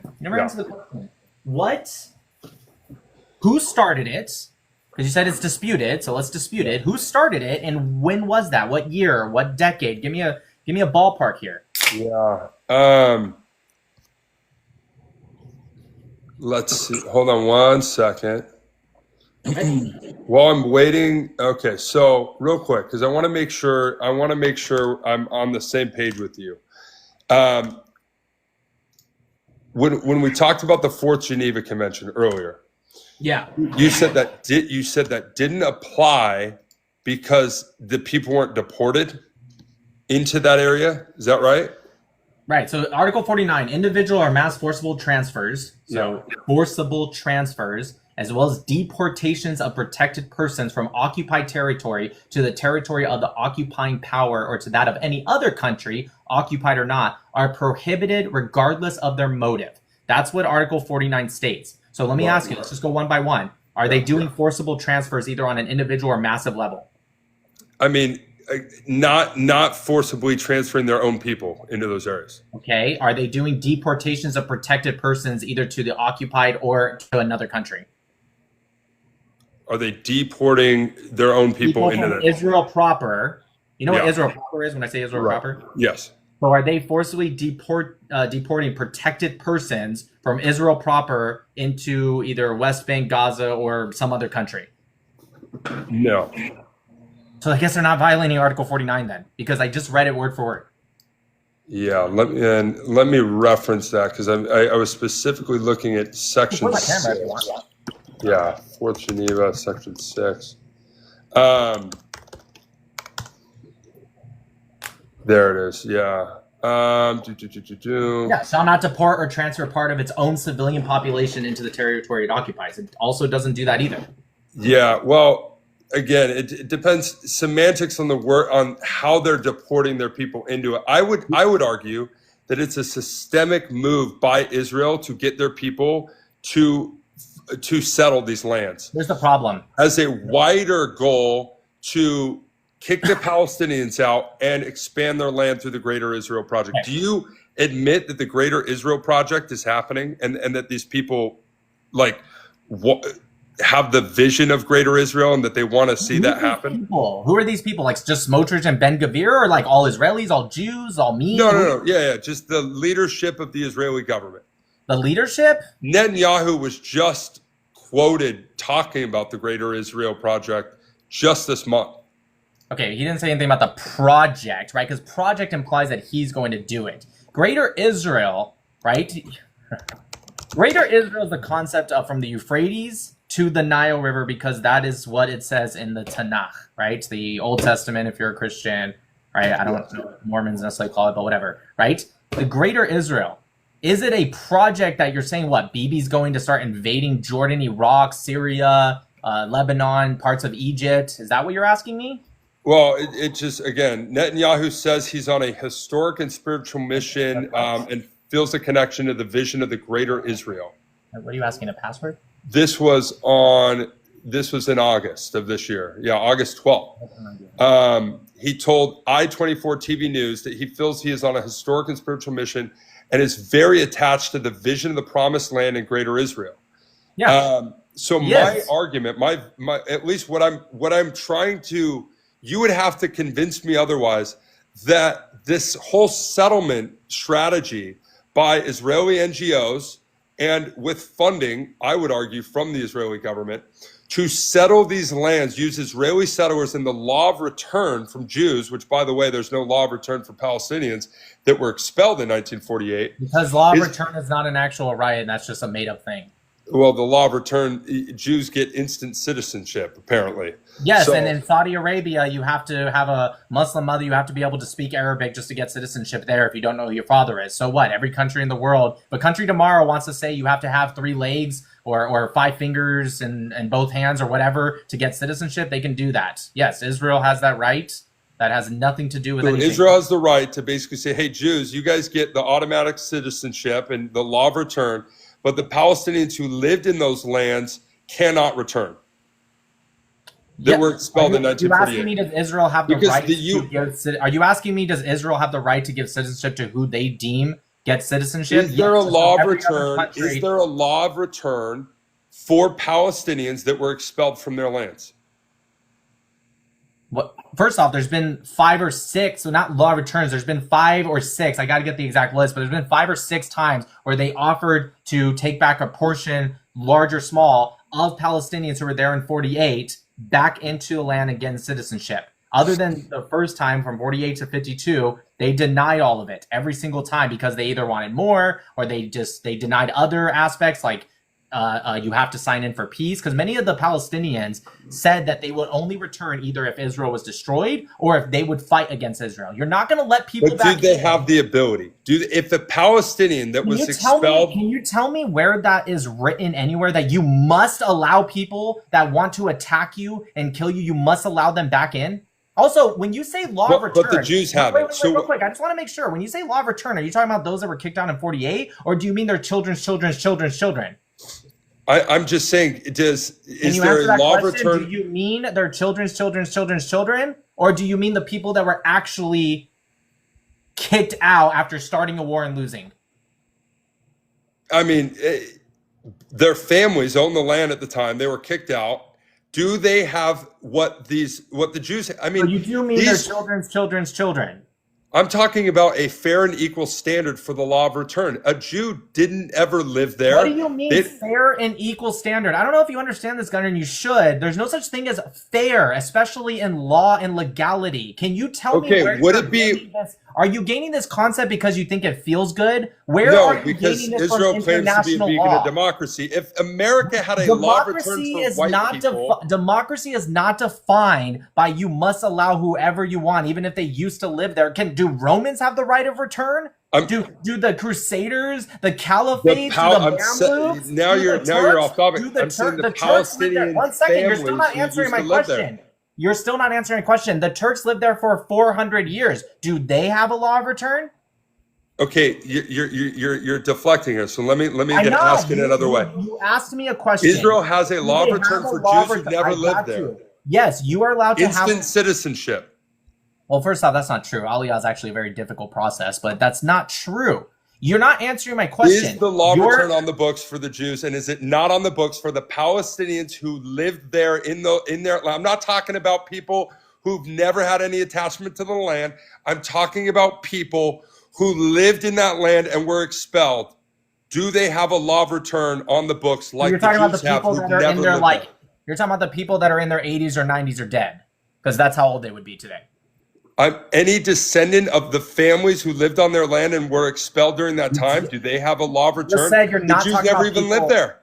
You just well, first off, there's not one point in that entire time. If I was a Jew and I've never lived in Israel, I could show up and take the land of the Palestinian So you have to let me, instant citizenship. Gunnar, you have to let me finish because I'm trying to answer one point, and now you just brought up a new point I have to answer. First off, if you have Jewish blood, DNA, whatever, no, you cannot. You do not. You cannot make Aliyah just because you have Jewish in your DNA. That's just a lie. But you admit Aliyah exists for the Jews in Israel, but a Palestinian who lived there or has family who lived there. You still haven't answered my question. For me to progress forward, you have to answer my question. Are you gaining this aspect because you think it's the moral, like, right, feel good thing, or are you pulling this from the international law because you're calling it a right? It's called the right of return. No, I understand what they call it. I get it. If I call anything a right, that doesn't mean fine. Nick Matau's right for $1 million. Where's my $1 million, Gunnar? It's a right. Like, that's how you sound right now. Can you tell me where this right comes from? It comes from Israel putting on the books that a Jew who's never lived in that land can show up and take the land of a Palestinian who's lived there for generations. Yeah, so you're just deflecting back to your old talking point I already debunked. But How did you debunk that, though? Does the law of return for a Jew who's never lived in that land and can show up tomorrow, take the land of a Palestinian, it's actually settle not that land? No, you cannot take any land.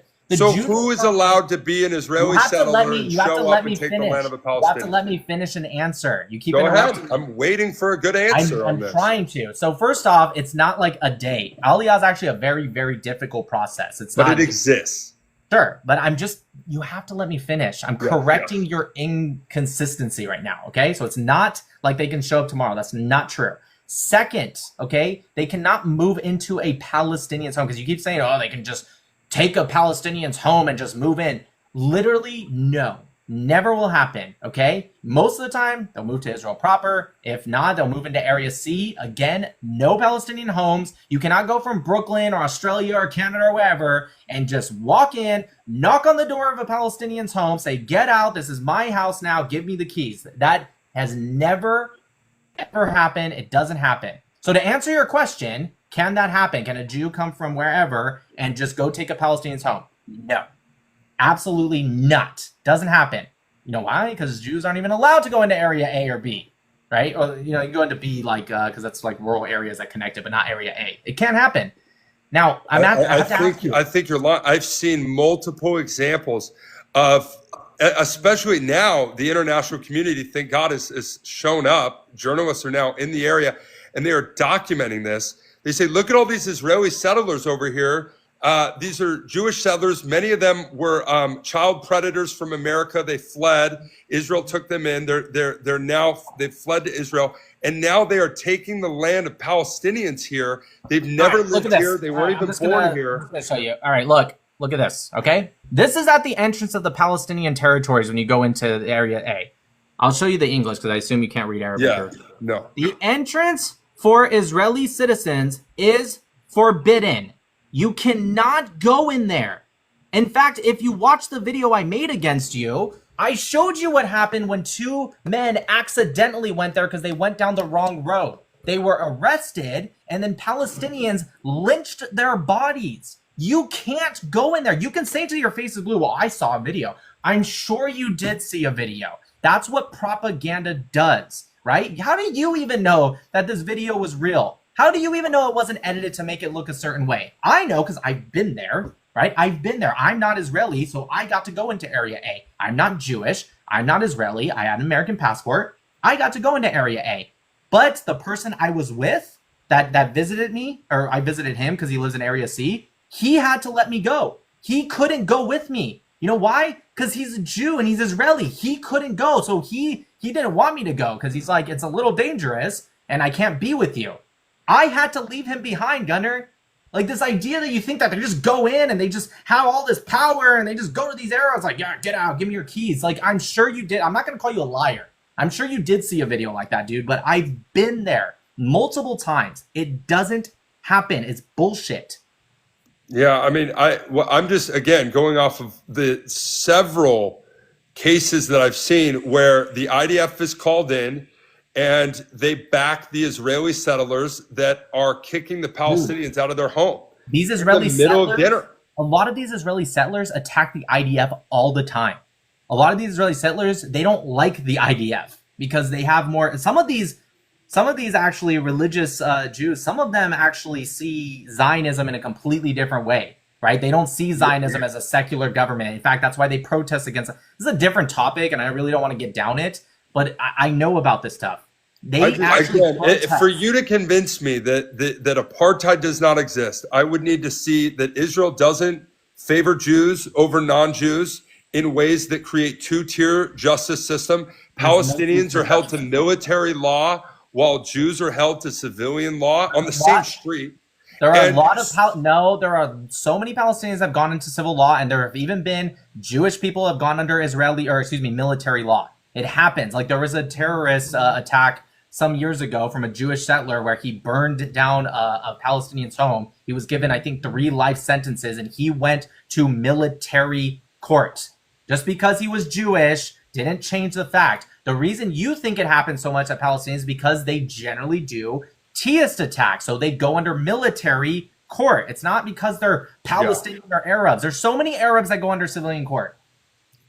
Okay, let's move on to Gaza, my third point, because again, I have not been convinced that there's not apartheid in Israel. In fact, everything that we've even discussed has just made me go, wow, I actually need to dig in even more on this, because it sounds like there are deeply ingrained systems of apartheid that exist. And I would hate to have to read a sign every day that says, don't enter here, this is dangerous. I will debunk it very easily right now. And I want you to dig into it, but I want you to dig into primary sources. Every source you have provided, other than like 1 or 2, has been secondary sources or organizations. I would love for you to dig. In fact, I'm begging you for digging this, but dig into it a way that's actually proper and it's primary sources. I would love for you. Let me ask you something. Do you agree apartheid is two separate systems based off of race, ethnicity, caste system, sex, etc., under the same government? Under the same government is the That's part literally what apartheid is. That is quite literally what apartheid is. Per the Rome Statute. Have you read the Rome Statute? Yes, and here's the thing: when you've got occupied land and these people don't have the same rights, we will get to that in a second. But let's talk about apartheid first. Let's not deflect. It's under the same government. You have 2 separate laws under the same government based off of, in this case, you're going to say ethnicity or race or whatever. Wait, say that again. You cut out. 2 separate systems under the same government based off of, in this case, race/ethnicity. Yeah, I mean, under the same government, as long as Israel's controlling these lands, especially Gaza, completely controls it. It's an open air prison. These people have to rely on UN aid until the GHF took over. Wait, you're talking about Gaza right now. We're talking about the West Bank. Okay, Gaza doesn't have an apartheid. We're talking about the West Bank, right? Yeah. Or Israel proper. Yeah, especially in the West Bank, there's an apartheid system when these people... Right, so let's talk about that. Yeah. So it's 2 separate systems, but it's not under the same government. It's 2 different governments. And when you ask why do they treat Palestinians differently, because Palestinians aren't Israeli citizens. They're Palestinian authority controlled. They're not citizens. Wait. Are they Palestinian citizens? Yes, they have a Palestinian. No, they're not state. Palestinian citizens. Yes, What are they? Nick, what are they? Let's be honest here. What are the Palestinians that live in these small little enclaves where they've got to go through a checkpoint? And if they don't have the right license plate, they can't drive anywhere. They can't go anywhere. And if they don't have the right permit, they can't build anything. What are these people that live in these areas? Okay. What are they? Did you just say what I think you just said? Okay. I want to touch on the license plate real quick. Because again, I've been there. I've seen the license plate. The license plate is not Jew versus Arab.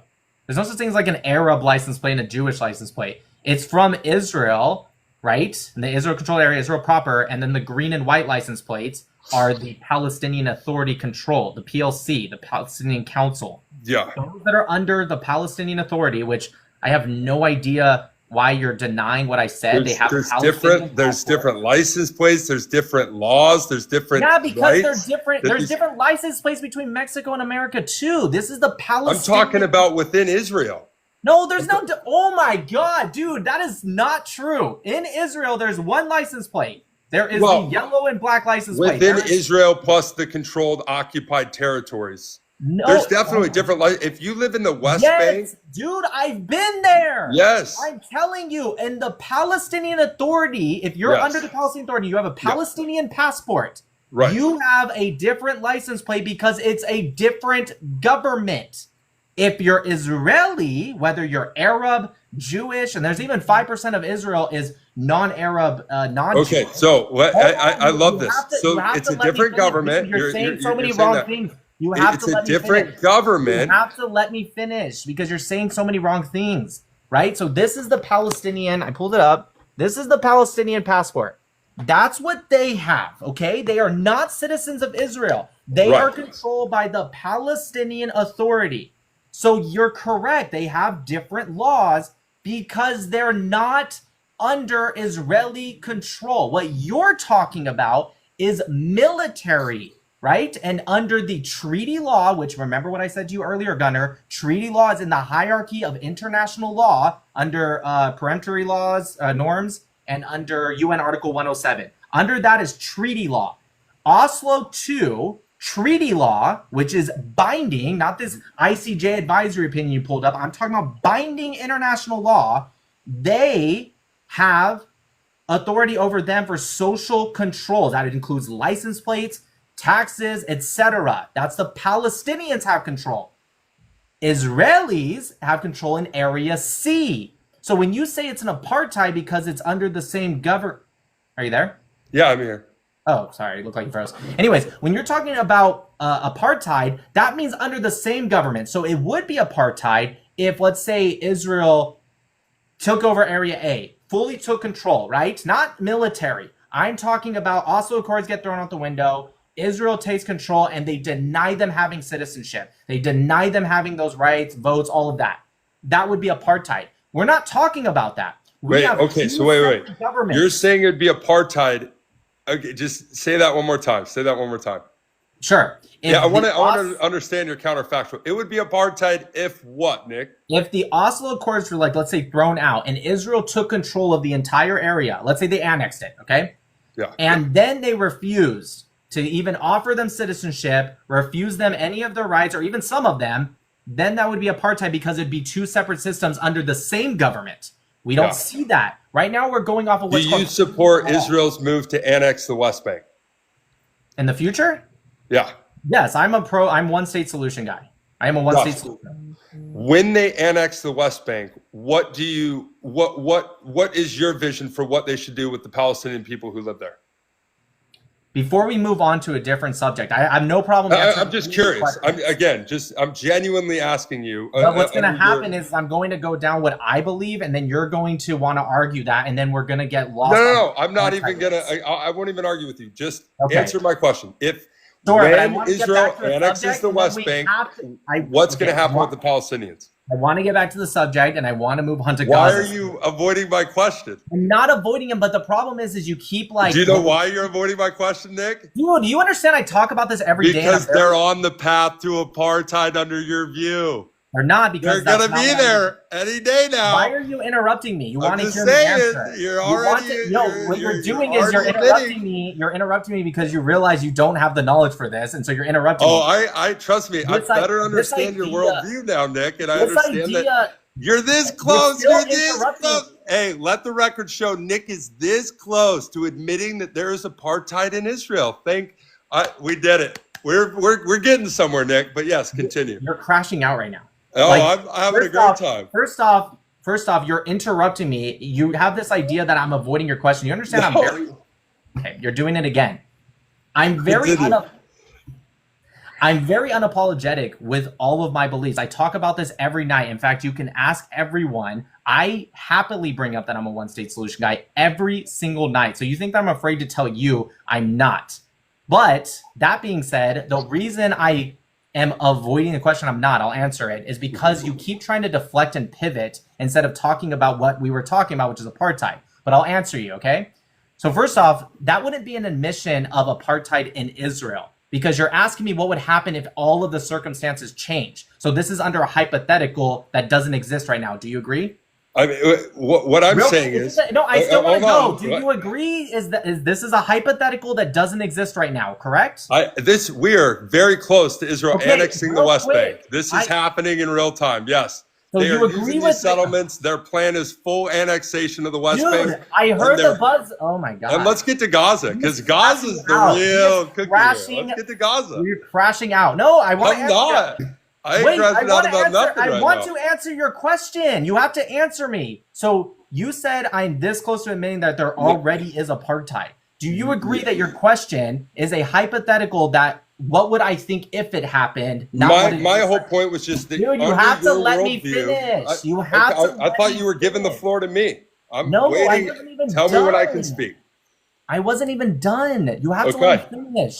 So do you agree that you're asking me a question, right? That is a hypothetical that doesn't exist in this moment. It may exist soon or later, but it doesn't exist in this moment. Do you agree that's your question? I agree that Israel has not fully annexed the West Bank yet. So under your worldview, Gunnar. You don't believe they have an apartheid system because Israel hasn't fully annexed the West Bank. Why are you avoiding the question? I'm trying to actively answer you, the thing you said I was avoiding, and now you're avoiding my question. What, that we're talking a hypothetical about when Israel annexes the West Bank? It's a hypothetical if I'm saying, for your worldview, for you to think this is Gunnar, apartheid, that yes Israel would need to fully annex the West Bank. And once they do, then when they have all these laws on the books that favor Jews over the Palestinians who will live under that one state, then we can finally call it apartheid. Did you guys hear what he just admitted? Did you hear what he just admitted? What did I just admit? You just admitted right now that then we could call it finally apartheid. So you just admitted, wait. No, because I never answered what I think should happen to the Palestinians. So you just admitted. And you refused to answer when I asked you, what do you think should happen to the Palestinians when Israel annexes the West Bank? And you refused to answer, Nick. I have no problem answering. I need to know the answer to that question. You keep interrupting me. I'm trying to genuinely understand your worldview. No, you're not, because you wouldn't be interrupting me if you were trying to genuinely understand. You were cordial up to this point, and now you're crashing out. No, I'm not crashing out. I'm just, let's get to a point where we can understand, like, you're a one-state solution guy. You think Israel should take annex the West Bank. I can't answer. I just want to point out I still can't answer. Okay, please answer. Let me hear. I want to understand what your path forward is, so that we can get out of this conflict, because we haven't even talked about Gaza, and that's where the real crimes are happening. That's where the real international outrage is happening, and this is what we've got to figure out. So yes, what is your vision moving forward for this one-state solution? What happens to the Palestinians? Can I answer? Great. So I want to finish just real quick what I was saying before you interrupted me. So notice what he just admitted, you guys. He said for this to happen, then we'd finally be at an apartheid. So he just admitted that it's not an apartheid. Now, I will answer you, okay? If Israel were to annex areas A and B, all right, then what would I would offer the same thing that they generally offer East Jerusalem. I don't know if you know this, but in East Jerusalem was annexed, they offer the Palestinian citizenship. Do you know if most do or do not take citizenship, even though it's offered to them? Um, I don't have the stats on that, but I personally, if I was a Palestinian and I saw 65 laws on the books that favor Jews over non-Jews, I would be concerned about about getting citizenship in a state where I live under an unequal system of justice. So it's better to live in the West Bank than it is Israel proper. Is that what you're saying? No, I think you just said you'd be concerned. Why would you be concerned to go from something worse to better? The only reason you'd be concerned if they're continuing to be treated the way that they're treated in the West Bank. You just said the only reason you'd be concerned is if you were going to something worse. But you just said you'd be concerned. Why would you be concerned if it's better? Unless it's not an apartheid, which it's not. Has Israel offered citizenship to every person in the West Bank? East Jerusalem that was annexed. We're talking about, you asked me, remember your question, Gunnar? You said, if area A and B was annexed, what would I want to happen? I said, we know what would happen right off the bat because they did annex East Jerusalem. What? And I asked you, and you didn't answer, do you think most do or don't take? And you said, well, I don't know, but I wouldn't take it because I'd be concerned. So you're saying it would be worse than living in the West Bank? I mean, objectively, no. I don't think it would be worse. I think it'd be better. But why wouldn't you take the citizenship? I personally, I would. If I was living in the West Bank. Okay, fine. Why do the Palestinians not take it? By far, very. Again, I'm not. I can't put myself in their position. I don't know. I'd love to talk why they don't. Because they tell us. They tell us. They said they don't because they have no interest in living under Israeli control, and not because it's worse to live there than it would be the West Bank. They say because they don't want to give any recognition to Israel. So if they annex areas A and B, most are not going to want to take citizenship. So this is what I would do. I would have voluntary migration. If you don't want to live, that's fine. You can't force them to. You can't say, take the damn citizenship and you'll like it. No, then you can leave. If you want to take citizenship and you're not someone that's trying to threaten the security, not just of Jews, of Arabs, if you're not a terrorist that's trying to unalive Arabs, Jews, or anything, that's a whole different thing, right? But they don't want that. And I know this, unlike your hypothetical, I know this because they've said it consistently, right? But real quick, right? Now that I've answered you what I would want, right? So that wouldn't be apartheid. Apartheid would be if I answered they should annex it and keep them in enclaves and they should deny them everything. That would be apartheid. I would not advocate for that. So when you were laughing, saying Nick Somo, no, you're wrong. Now, apartheid. They're living in enclaves. They have way less rights. They're second-class citizens, and they're not citizens. How can you be a second-class citizen? Gunnar, answer this without deflecting. Technically, they're not an Israeli citizen. Yes, they are in occupied territory. Let me finish the question.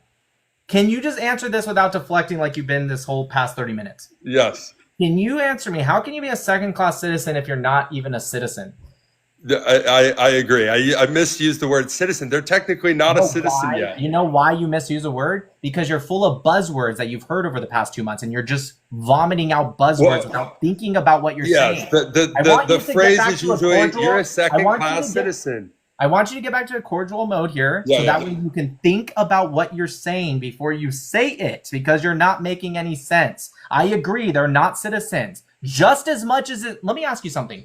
You're saying they're not citizens because Israel, or excuse me, this is an apartheid because they're not citizens, so therefore they have less rights. Is Palestinian Authority committing an apartheid against Jews? Does the Palestinian Authority have a state like Israel? Oh, so you can only... Oh, so it's only wrong as long as you have an internationally recognized state? I'm just saying the Palestinian Authority. Are you saying? I will answer the answer is no. They don't have a state like Israel. But I have a question for you. Are you saying it's only wrong if you have an internationally recognized state? Is that what your argument is right now? Like that's the best argument you have? Is that technically it's not a state, so it's okay? Well, no. My point is the Palestinian Authority doesn't have a state or their own. There's no Palestinian state. So for you to be like, oh, are they doing the same apartheid? They don't even have a state, dude. Israel. Do you think? Wait, hold on. Do you think IHL, which is where apartheid comes from, international humanitarian law, do you think that only applies to states? Do you think you're not bound by IHL if you're not a state? No, So then why did you even bring that up as a point? Why would that even matter? Why? I You don't said they're get not a your state, so point. it doesn't matter. So what? They're a government, they're an entity, and they fall under IHL, which is international humanitarian law. Where does apartheid come from? International humanitarian law. So I ask you the question again. What is your argument? Your argument is that the wasn't an Palestinian argument, it's a Authority is question. apartheiding the Jews? I'm asking you based off of I don't think that, but based off of your logic, right? Because right now you're saying that the Palestinians in Area A, like they don't have citizenship and therefore they don't have the same rights as Israelis. Well, the same thing is in the opposite direction. So by your again, very clearly by your logic, does that mean the Palestinians are apartheiding the Jews? No, I don't think the Palestinians. Why not? Well, how can the Palestinians apartheid the Jews when Israel's the occupying force? Is that what apartheid requires? What? So when we're talking about apartheid and having different systems based off of, in this case, ethnicity, does it require occupying force? Because Palestinians do have security control in certain areas. So they have, and that's what you're talking about, security control. For example, when the 2 Jewish men turned down into Ramallah and went into Area A, it wasn't the IDF that arrested them. It was the Palestinian government that arrested them. And then they were lynched by Palestinians. Was that apartheid? So in your again, just going off of this train of thought that you have, you wish that the Palestinian Authority. No, I said based off of your logic, I do not think the Palestinians are apartheiding. I think they just have a different government, and so therefore they don't owe the Jews shit. But I'm going off of your logic right now. Don't put the words in my mouth. I'm using your own logic against you. I don't think any of this. I think if the Palestinians want to say no Jews allowed in Area A, they can say that because it's their government. They have social control, not military control, but social control, and they can say that. Okay. I'm using your logic. I'm using your logic against you. That's it. Don't put it in my mouth. As far as I know, it's Israel that's saying that they can't enter those areas. Well, yeah, because it's dangerous for them. That's true. They also say under Israeli law and Palestinian law. So your whole thing about, are they living under apartheid because the Jews can't go into these areas? It's Israel telling the Jews they can't go into the Area A. No, that's not. First off, it's under Palestinian law, right? The Jews say it because they don't want their own people dying and being slaughtered like the Ramallah lynching, not because of like apartheid or anything. Let me ask you something. Why should the Palestinians get citizenship of Israel? Not the Palestinians that live, like the Arabs that live in Israel that have citizenship. I'm talking about the ones in Area A. Why should they get citizenship? Because they lived there for hundreds of years? By that logic, Jews have been living in areas that are Area A today for thousands of years. Jericho, parts of Hebron. Dude, Hebron. Hold on. Do you want my answer or not? Do you want my answer or not? Hebron is the oldest Jewish city in the world, and a large portion of it is controlled by the Palestinian Authority. Go ahead.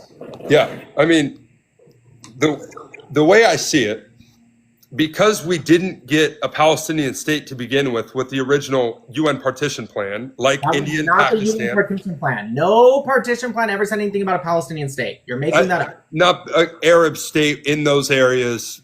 Call it whatever you want. But my point is that the Arabs that were living in those areas that thought they were getting a state never did. They're now stateless under Israeli authority, on Israeli control, and we've got to get to Gaza. So let's talk about Gaza under complete Israeli control.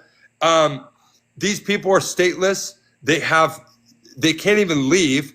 They're now being indiscriminately bombed and displaced. So, yeah, I think there's definitely a system here that if you don't want to call it apartheid, that's fine. Nobody claims in your own worldview, we're pretty damn close. Nobody claims apartheid in Gaza. That's a weird Gunnar thing. But what I'm saying is, I can tell your readings. So I'm like kind of like want to like blindfold myself and like go against you.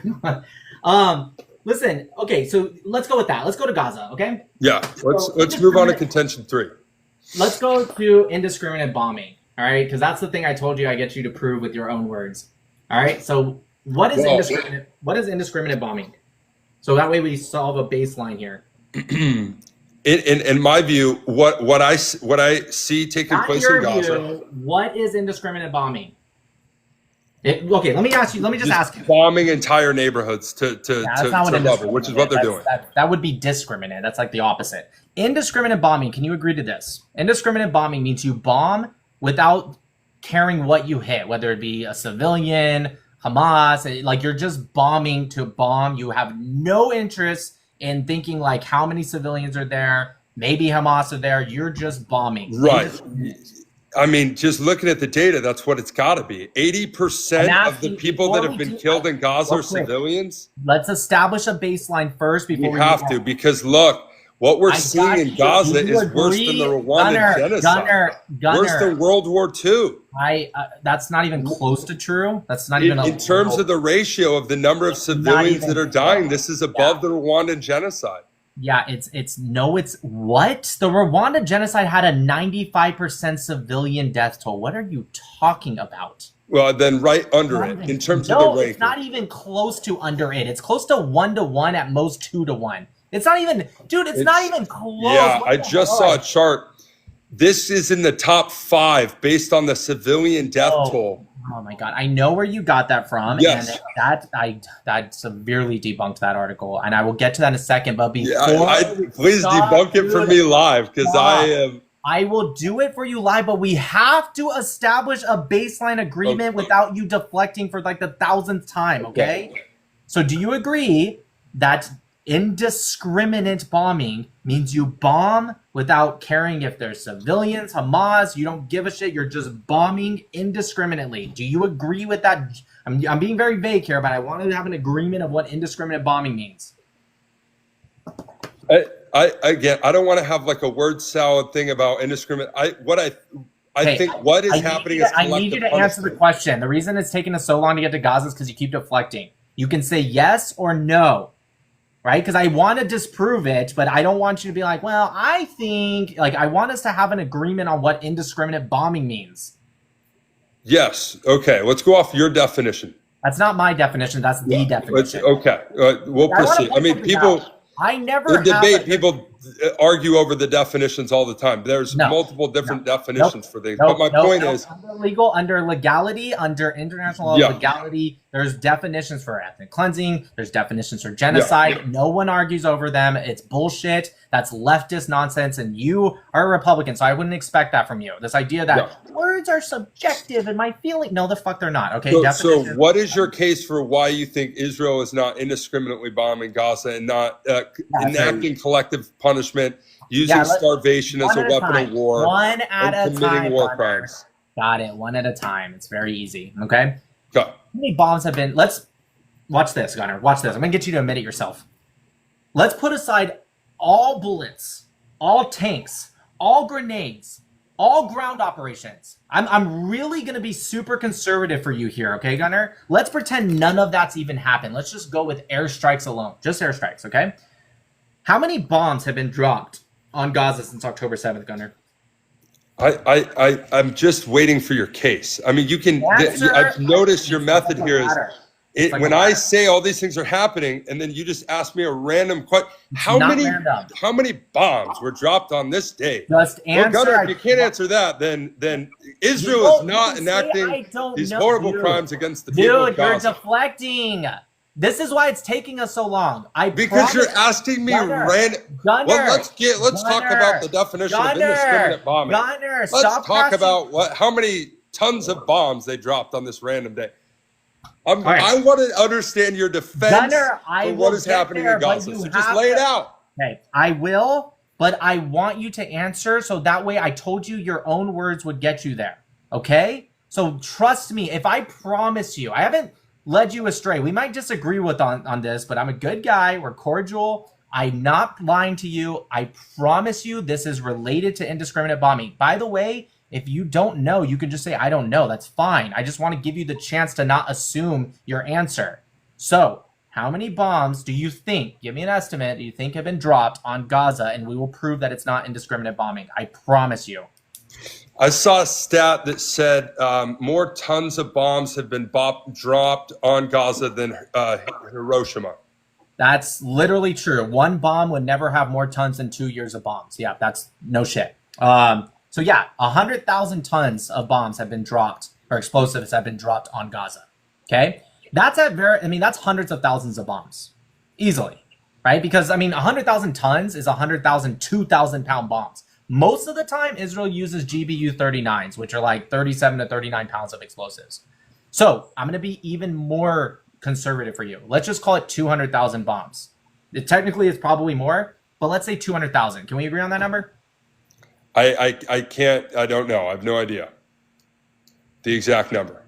I mean, it's 100,000 tons. Can you agree that 100,000 tons would be at minimum 200,000? Sure. Let's say that. Let's go with that. Dude, it's just math. 100,000. You know what a ton is, right? I don't care. What does this have to do with anything? All right. Yeah. Let's move on. 200,000 bombs. Now, if their goal really was indiscriminate bombing, which, as we said, you're dropping them. You don't care if it's Hamas, a 5-year-old child, a woman. You're just dropping them. That's what indiscriminate means, right? Literally indiscriminate. Okay? If their goal was indiscriminate bombing, can you tell me just one bomb? Just one. How many Palestinians just one bomb could take out if it was indiscriminate? They're not purposely trying to avoid civilian casualties. They're indiscriminately dropping them. How many people, give me a conservative number here so we can both agree. How many people can one bomb kill? Why are we going down this thought experiment? I promise you it will. How many do you think? I don't know how many ran. It depends where you drop it and what densely populated. You said indiscriminate. This is what they're doing. This is what they're doing. Okay. They say, oh, we dropped pamphlets. We sent out text messages. We told everybody, you better get the fuck out of here. We're going to bomb the shit out of your whole neighborhood. And that's what they did. They sent out leaflets. They airdropped little leaflets. Hey guys, we're going to be wiping out your neighborhood in this entire city tomorrow because Hamas lives in every single one of these houses. So if you don't leave to this area down south. Oh, by the way, we gave you a little fenced in area here. If you guys don't all go down and migrate south, then you're going to get killed by all these tons of bombs that we're dropping on you. And yeah, that's exactly what they did. And you look at the satellite imagery, they've completely wiped out entire cities, entire neighborhoods. Can you answer my question now? Can you answer my question now, please? What is your question? How many civilians does a one bomb kill? And then we're going to try to do some math here and figure out how 85% of civilians have been killed. But that's also not true, and we'll get to that in a second. Can you just answer my question, please? Like, you're crashing out, and I'm not even being rude. Can you? I'm not crashing out. I'm getting upset that what we're not. No. Gunnar, I understand, but can you just answer the question? I promise you it's related to indiscriminate bombing. But I don't want to just assume your answer. I'm about to start assuming, but I really don't want to because I'm trying to keep this cordial. But you just keep avoiding the question, which is ironic because that's what you said I was doing. Can you please answer the question? Just conservatively, how many people, if the goal was indiscriminate bombing, right? How many people would one bomb kill? Conservatively here. It's not a hard question. Depends what bomb. Depends what bomb. Let's go with let's go with the smallest bomb. Let's go with a GBU 39. It's a big bomb, I guess, but it's the smallest one they have. I don't understand how this even. Oh my god! How about 20 people? Is that conservative enough? Or do you think that's too high? You think that's too low? I don't even. Okay, let's say 15 people. Is 15 people? Does that make sense? Sure, yeah, but even though that's just, again, makes the difference obviously depends on where you drop it. But yes, I don't know where you're going with this, but let's just go wherever it is. Right now you're debunking yourself, and I'll explain why you're debunking yourself. First, you claimed indiscriminate bombing, which means you don't give a shit, and now you're saying, well, it depends on where they drop it. Indiscriminate means you don't care, you're just dropping. You don't give a shit if there's a woman or Hamas there, you're just dropping it. Now you're debunking yourself by saying, well, it depends on where you drop. That would be discriminate bombing, Gunnar. I mean, yeah, let me say this. I mean, oh my God, I don't think they're doing indiscriminate bombing. Let me correct myself. The Nazar Hospital, which was just double tapped, full. Absolutely full of journalists, full of patients that have had their limbs blown off. And Israel bombs this hospital, one of the only last places that you can get Wi-Fi in the area. Right now, bombs this hospital and then bombs it again once a ton of people were there to help people get out of the carnage. And, and now Israel says, right now what you're doing, and I love. Hold on, let me finish. Israel says, we noticed a camera We You are noticed the pivoting. camera Right there, now and what so you're we doing is you're we pivoting. had to You are bomb this pivoting. hospital twice I with will international aid okay, workers. so right now you're pivoting. You're pivoting right now. You understand that, right? I'd love to answer this, Because but can we I get don't that? want to go down this path of, oh, they You're the only one do that brought indiscriminate it, bombing. Gunnar. You're the one that brought it up, and now you're mad at me for answering it. Think about this. Stop deflecting. Answer the damn question, because you're deflecting right now because you know you're wrong. I'm and you updating realize because you're it. going off on a tangent that isn't Dude, related to alright, what how is about happening this? on the ground. What is happening on the ground is Israel is purposely targeting journalists and aid workers and hospitals and universities and schools. Gunnar, They are this is purposely why, targeting those areas. I have no problem answering this question, but the problem is you brought something else up. And I don't want to go down your thought experiment rabbit hole here where we talk about what is the random math of a one single bomb and Gunnar, you have to stop indiscriminately interrupting me. Gunnar, you have to stop interrupting me. How can you argue in the very beginning that you really are trying to learn, but now that I'm trying to educate it and go down your own numbers, now you're like, I don't want to do that. How can you argue that you're actually trying to learn, which is what you said in the beginning, and now you're saying you don't want to do it at all? Because this has nothing to do with what's happening on the ground. Every university and hospital has been taken out. I got it. So that's and they not just even double tapped the Nazar Hospital. So explain that. Defend that. Hey, Gunnar. Dude, can we take like a 5-second break? Can you seriously? I'm being dead honest. Take a breath. 5 seconds. Don't talk. No, don't talk. I want to get back to a conversation, and right now you're turning literally red.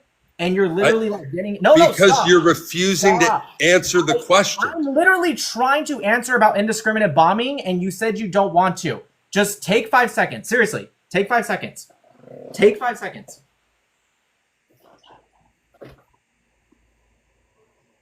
Okay, can we get back to cordial speaking now? Yes. Thank you. I will answer about your claims of all the hospitals have been taken out, all the universities. I promise you, I'm not running away from it. All I ask is that you stop running away from my answer about your claim. That's all I ask. Okay, so let's just go with 20. It's a relatively small number. A lot of people say 100. So let's just go with 20, okay? 200,000 bombs, which again, remember, this is extremely conservative number. This is ignoring all ground operations, all bullets, all tanks, all grenades, everything. This is just airstrikes, okay? That would be 4 million people if it was indiscriminate, right? 4 million people would die using extremely conservative numbers. That's not even possible because Gaza doesn't even have 4 million people. We only have 2 million. That's double the population. So what is the current death toll? Do you know it right now? According to Hamas, we can use Hamas's numbers. It's fine. Yeah, it's a lot. 62,000. Yeah. And that, by the way, that's not 62,000 civilians. That includes Hamas, PIJ, PRC, PFLP, DFLP, every terrorist organization, every collaborator, and every civilian. But let's just go with it. 62,000. Fuck it. Let's round up. 65,000. Right.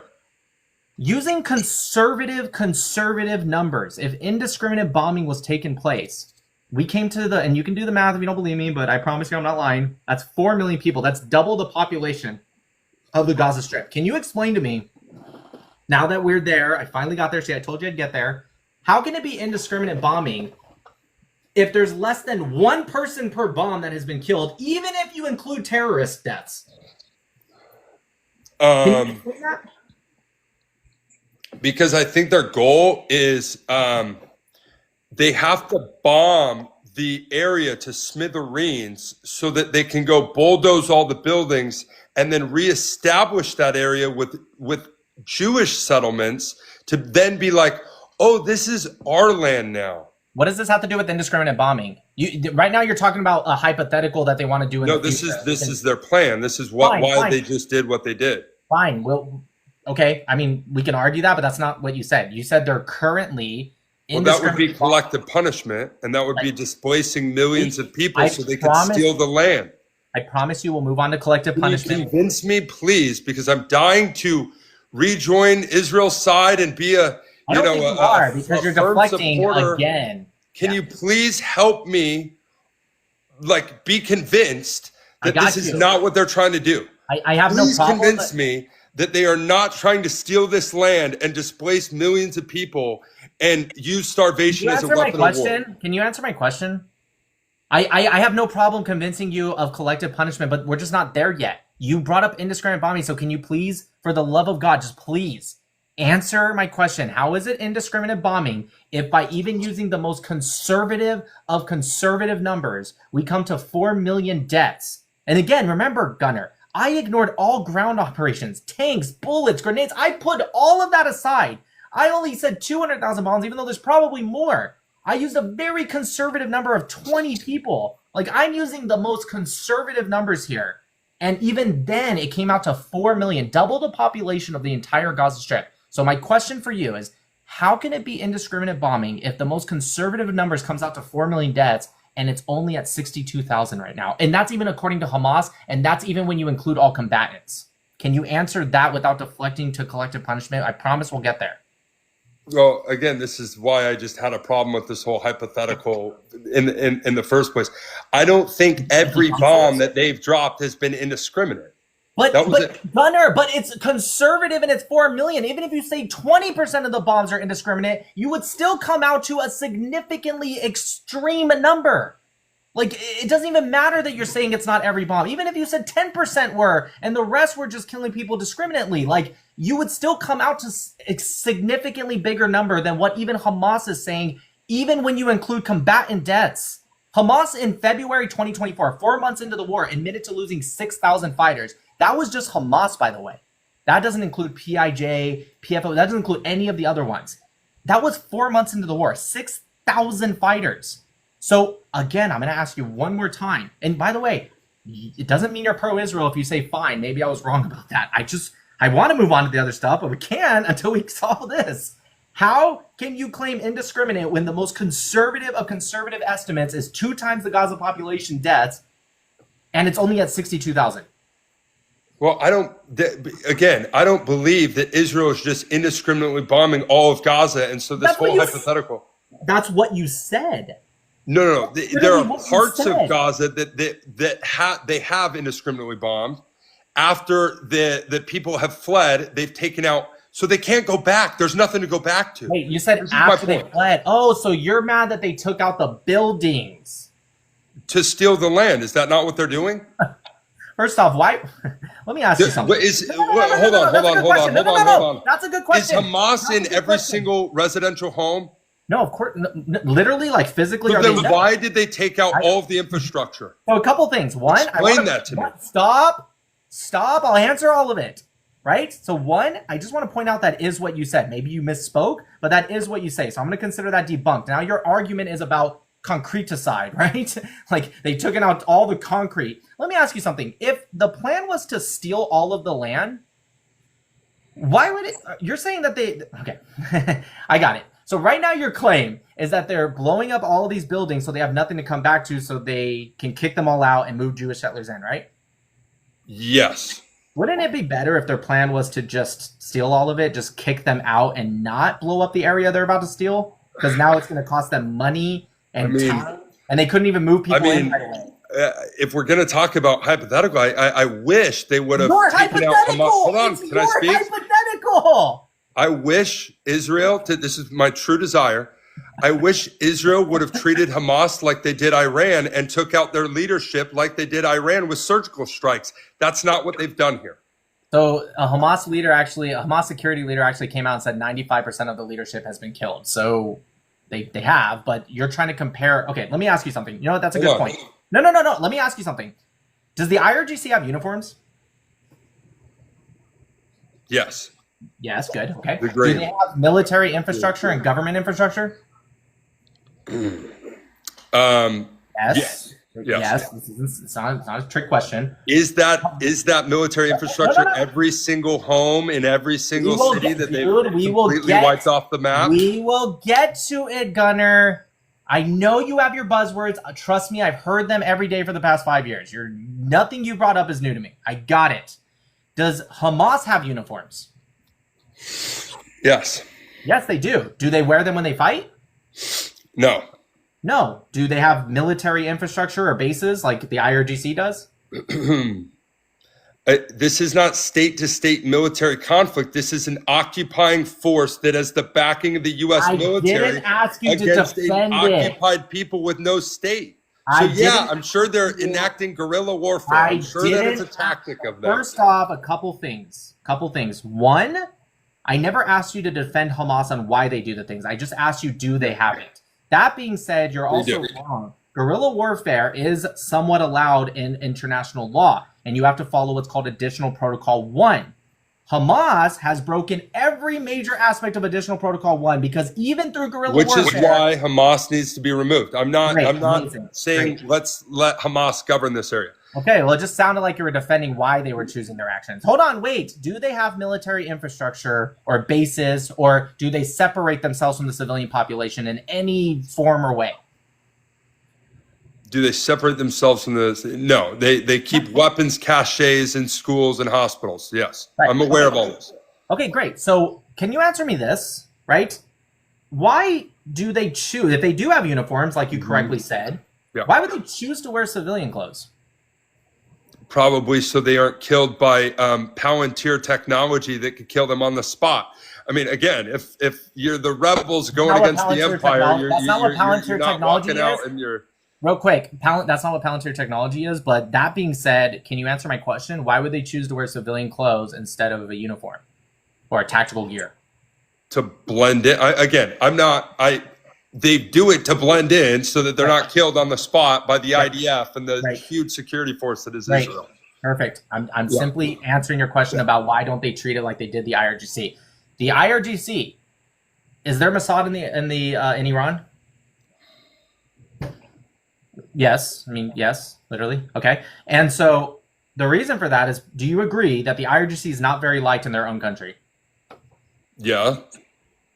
Right. So the way they were able to do the beeper operation in Hezbollah in Lebanon is because they can get into Lebanon very easily. They can plant people in the highest positions in Lebanon and Iran because people don't like Hezbollah in Lebanon. People do not like the IRGC in Iran. For example, the Persians, a lot of them don't like the IRGC, and a lot of the Christians don't like Hezbollah. Gaza is not the same, Gunnar. I'm not saying they probably don't have any intelligence, but it's not at all the same. They cannot just implant in some Jewish guy pretending to be Palestinian in the highest forms of Hamas. They can't do it. You know why? What about all the Arabs that you claim, oh, we've got all these Arabs. Why don't they have Mossad Arabs? I know they do. Yes, of course they do. Of course they do. I'll tell you why. It's not because they don't have Arabs. That's not the point. It's because in Gaza, there's only 2 million people and there's only a small amount of families, and everyone knows the prominent families. So if you plant in, let's say, a Mossad agent, even if he's Arab or whatever, it doesn't matter. Millions of people, you're telling me you can't get some Arab Mossad agents to go in and take out Hamas? You can't go in and surgically remove the weapons caches in the schools and in the hospitals without blowing them all up? Sure. We'll get to that in a second, but let me explain to you something you don't realize. In Gaza, they know all the prominent families. They know which family owns which shops, and even based off the neighborhoods, there's families that have actual control and prominence throughout the neighborhoods in Gaza. If you plant a Mossad agent and he tries to infiltrate the leadership of Hamas, because like what they did in Iran was they infiltrated the leadership, and I don't know if you know this, I don't know if you read about it, but the reason they were able to take out the leadership that first night was because the Mossad guy tricked them into going into a meeting, right? But it wasn't a real meeting. And then they took out that place, and then they took out a lot of their IRGC forces. You can't do that in Hamas because if you plant in some, let's say, a 30-year-old Mossad agent, he's Arab, whatever, they're not going to be like, if he starts asking questions and tries to rise to the ranks, they're going to be like, what family are you part of? Who are you? You literally can't. It's not because they're not Arab or they don't speak Arabic. That's not what I meant. You literally cannot, like you could in Iran and Hezbollah with Lebanon. You can't. Now, you could have just made the same argument though for Iran. See, look, here's the deal, guys. Iran, they know everybody. They just know everyone. And so Iran is can't possibly go and get into the highest ranks of Iran. So think about what you're saying. What are we going to do? We're just going to have to indiscriminately Think about what you're saying. This right here is Gaza. You're saying you can make the same argument for this right here? Do you hear yourself, Gunnar? Like, that's probably the dumbest thing you've said today. I'm not going to lie. You think you can make the same argument for this whole fucking country that you can for that tiny little dot right there? Really? Really, Gunnar? I want you to just. I'm just gonna pretend. I'll give you a break. I'm gonna pretend you didn't. Yeah, if Mossad is as great as they have been, my argument though is whether or not they could have got a mole to reach the highest ranks of Hamas or not. Again, that's not the point. Well, the no, point that's is, what you could said. they have You taken? said, why hold on. did they treat The it differently? point is, could they have taken out Hamas without leveling every city and every neighborhood and forcing all of the Gazans south? Because they want them all out of there and they want to take the land. Let's answer that question. That's perfect. So first off, the reason I said that was because you brought up that point, Gunnar. Again, everything I say is because of what you say. So don't ask. Okay, I said I wanted to see surgical strikes like Iran, and then we went off on this tangent again about why Mossad couldn't pull off the same operation with Hamas as they did with Iran. Right. Again, so it's not the point. Right. Okay, so let's answer why they took out buildings. So what were the goals of war on October 8th, 2023? The goals of war for Hamas? For Israel. I'm sure it was get the hostages back. That's one, yeah. Yep. What else? I'm sure take out Hamas. See, but that's the problem. And this is what pro-Pallies get wrong. Why are they destroying the buildings if Hamas isn't in every building? Because that was never the goal. They said destroy Hamas. Then how would they destroy it? They've said it since the very beginning, and it's literally been said as early as last week. They've never changed. It wasn't to just kill anyone that wears a green headband. No. It was to destroy Hamas by eliminating its offensive capability, right? And disarm them and remove their political control, of course. Now, how do you remove their offensive capability? You said to me earlier, and you were right. In fact, I applaud you for that because normally a lot of pro-Pallies, I have to pull teeth to get that answer. They don't have military bases. What is their offensive capability, Gunnar? Now, they have the tunnels, but what else? Where do they do operations out of? Sniper point advantages, rocket launchings. If they don't have military bases, how do they do these offensive capabilities? I don't know. Wherever you're going with this. Civilian areas. So when you talk about, well, why are they destroying, was there a weapons cache in specifically this apartment building? Maybe not, but it's an offensive capability site. So I was in the military for 12 years. There's actually a thing called theater and setting the stage. So prior to, especially against densely populated urban warfare and especially against guerrilla warfare and especially against tunnel systems, Israel's dealing with all three. In fact, no one has ever fought a war like Gaza, ever in history. We have fought things where people use tunnels, but nowhere near the sophistication as the tunnel networking system in Gaza. Nowhere near it. So they're fighting something that literally no one has ever had to do. That being said, when you have to destroy these buildings, first off, a lot of the buildings are destroyed because for two reasons. One, I don't know if you've seen some of the destroyed tunnels, but you notice how they have rebar out of them and concrete reinforcement. That's because they took the rebar and reinforcement that was supposed to go into the buildings above ground and they put it into the tunnels. When the UK, the United States was the biggest funder of aid going into Gaza by far. The UK, EU, European, Western countries gave them billions and billions of dollars. Some of it, obviously, this isn't disputed, was pushed to that. So that means a lot of these buildings didn't have rebar in them or not enough and were not reinforced. So there's actually videos you can see after, I'm sure you're going to do your research. You can see buildings that aren't struck, but they're somewhat nearby that collapsed because they weren't reinforced. Now, one of the areas that was destroyed was Rafah, right? Literally leveled. It looks just like what Egypt did. I don't know if you know, but Rafah is actually split in two. Egypt is half of Rafah cities in Egypt, the other half's in Gaza. Egypt, back then, and you can look this up too, they destroyed all of Rafah and kicked out all of the Arabs that were living there. They destroyed the whole fucking thing. Nobody gave a shit. Right. Now, all Israel did was make it look symmetrical. Now this Rafah is destroyed. Why did Israel do that? I'll tell you why. So when Israel first entered into the war, they went to Gaza City and northern Gaza governance. Okay? And it took them relatively a long amount of time because they were not necessarily just leveling it. That's why they're going back into Gaza City now. Even though Gaza City was one of the first things hit, they're going back in. Why doesn't it look like Rafah? I'll tell you why. When they went into Gaza City, they did kind of level some areas and use bulldozers to make pathways, but they used a lot more ground operations. Do you remember when Biden-Harris administration made Israel wait to go into Rafah a month and a half? Yes. Remember that? Okay. So when they made them wait to go into Rafah, did you know that it was actually Hamas that escorted a lot of the Palestinians out? It wasn't even the IDF. When they were about to get ready for the Rafah operation, Hamas was actually the ones getting the Palestinians out, because in Gaza City, a lot of Palestinians were telling the IDF, Hamas is forcing us to stay here. They're shooting us, shooting at us, blockading the roads. But in Rafah, they did the opposite. They escorted the Palestinians out. Why did they do that? Because it turns out, now we know, and there's US reports on this, you can read it, they booby-trapped over 40% of all of the buildings in Rafah. And the way we also know that is if you go back to the beginning of the Rafah operation, when Israel finally went in, they lost a lot of IDF members those first week or two, because they were going into buildings trying not to just level places, trying to do what you are saying they should do. Yeah. And they were losing. There was one building that collapsed and killed 12 to 19 IDF members in one hit, because they were booby-trapping kids' toy chests, kids' rooms, apartment buildings, and they collapsed. So Israel had to take a step. So your argument is that Hamas has booby-trapped every home, and that all of this civilian infrastructure could potentially be a future military zone of Hamas, and therefore that is why Israel went and just wiped it all off the map. Is that okay. Am I getting that right? Well, that's your argument? I don't think you know what Gaza looks like. Yes, you see videos of the areas that were destroyed. Rafah, Khan Yunis, like Gaza City. Dude, I was in the restrictions. I looked into Gaza. There's a lot of places that are still standing, especially in the Al-Mawasi zone. So when you say they're wiping all of Gaza off the map, all of Gaza off the map is not wiped out.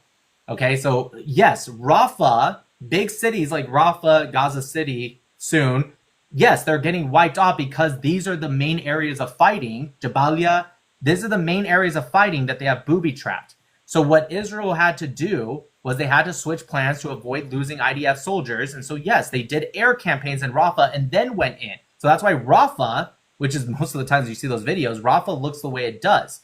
But that being said, the other reason I told you earlier is because they never said to eliminate Hamas members. I mean, yes, you're going to do that too, naturally. They said to eliminate the offensive capability of Hamas and terrorists as a whole. Because remember, it's not just Hamas. PIJ, PRC. I understand why they said that now. It makes sense. So it's like, hey, we're going to go eliminate all of the offensive capability of Hamas, which we believe is any civilian home, any civilian infrastructure, water treatment plants, universities, schools, and hospitals. We're going to take all of it out because that's what it means to take out the offensive capability what hospital has been taken out? What are you talking about? Almost every hospital. Every hospital, really? Didn't you just say they hit Nasser Hospital a couple days ago? Yeah, I mean, this is so one. It was every hospital, but Nasser Hospital. No, I said almost every hospital. Almost. That's what I said. Almost every hospital. Let's look at the OCHA report. Let's see if you're right. You're not, but let's look it up. But yeah, before you do hospital, do universities. Those are gone. Let's see right here. So this is OCHA, the Office of Coordination of Humanitarian Affairs. This is the United Nations. Yep. 50% of hospitals are functional. 1 in North Gaza, 11 in Gaza City, 3 in Deir al-Balah, 3 in Khan Yunis, and none in Rafah.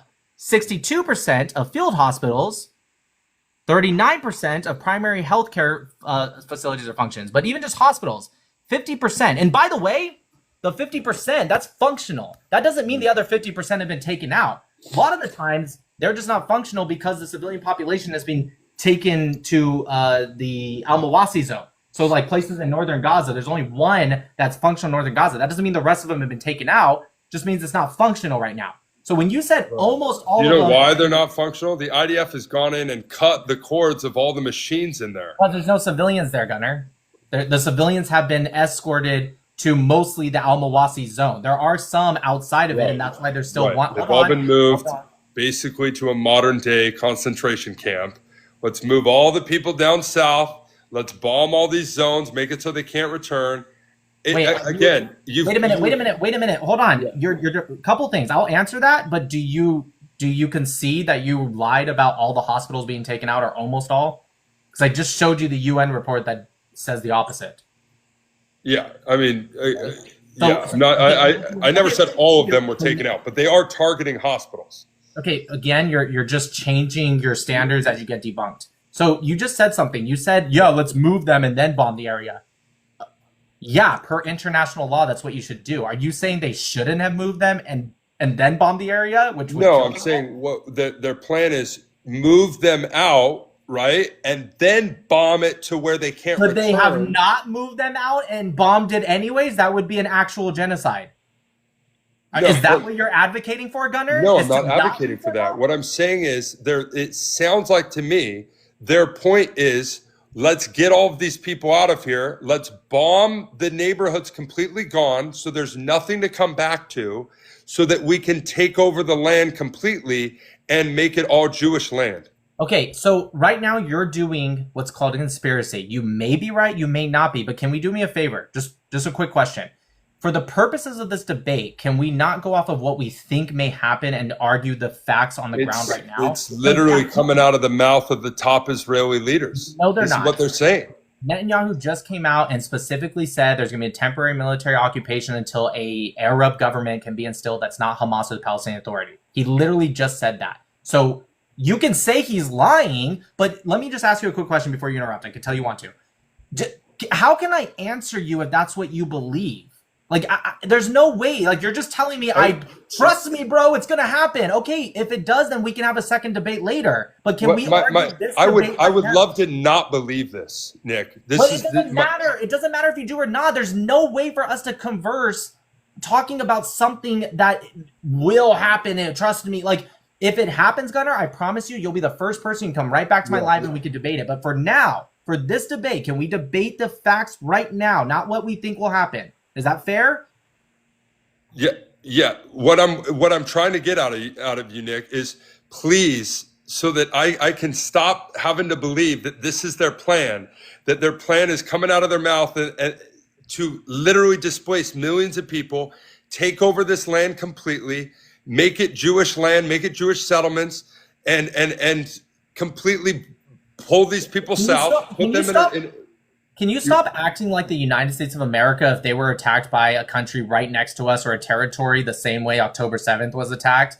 Can you stop acting like we wouldn't blow the hell out of them and create a crater? Like, can you stop acting like so fucking moral, dude? Like, we would blow Mexico attacked us and attacked California, stole 200. In fact, it would be more than 250 because you got to do per capita. They stole thousands of people, hostages from 9-month-olds to 88-year-olds and everything in between. Holocaust survivors, slaughtered people. Can you stop acting like America wouldn't turn that place into a crater the very next day? Like, really? Really, Gunnar? Like, can we like stop pretending like, oh, the morality of the thing? Dude, they made their fucking bed, right? This is the consequences of that bed. Right now, we're not arguing if you think that they should have blown up less buildings or more. You're making very specific claims. You're saying apartheid, collective punishment, indiscriminate bombing. I'm here to argue your claims, not things you're switching to as I debunk the other things, right? We can argue about what should or shouldn't happen.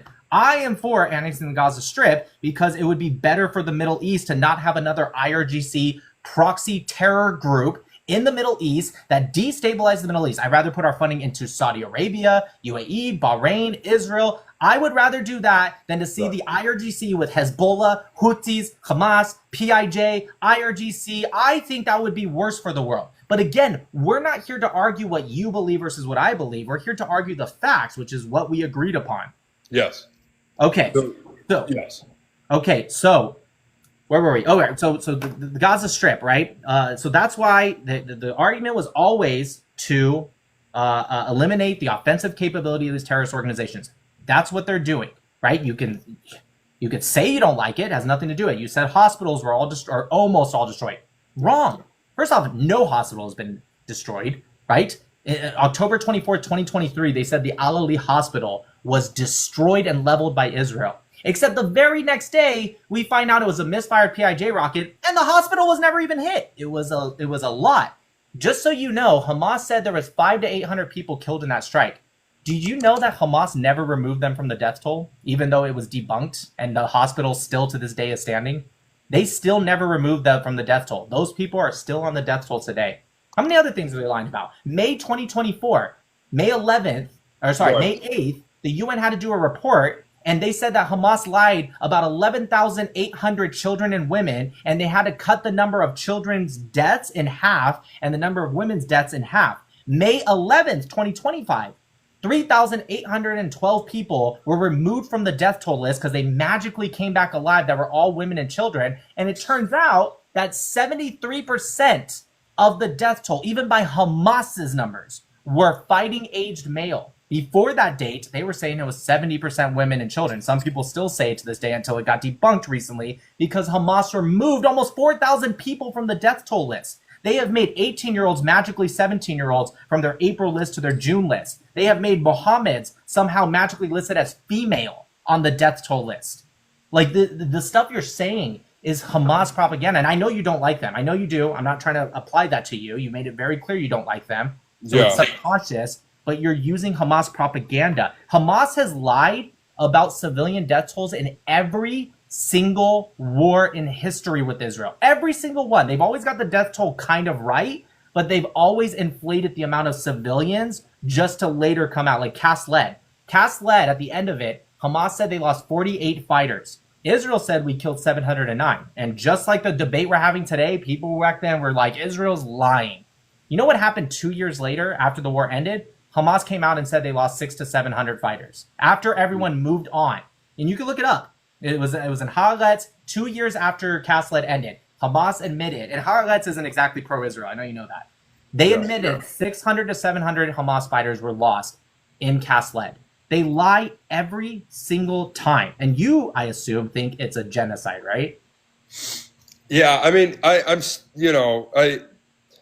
that's definitely been, what I've been researching lately. And everybody has got different opinions on whether or not it reaches the exact level of genocide. And it's nowhere near. It's semantics at this point. For me, it's collective punishment at the minimum. No, it's collective suffering. It's not collective punishment.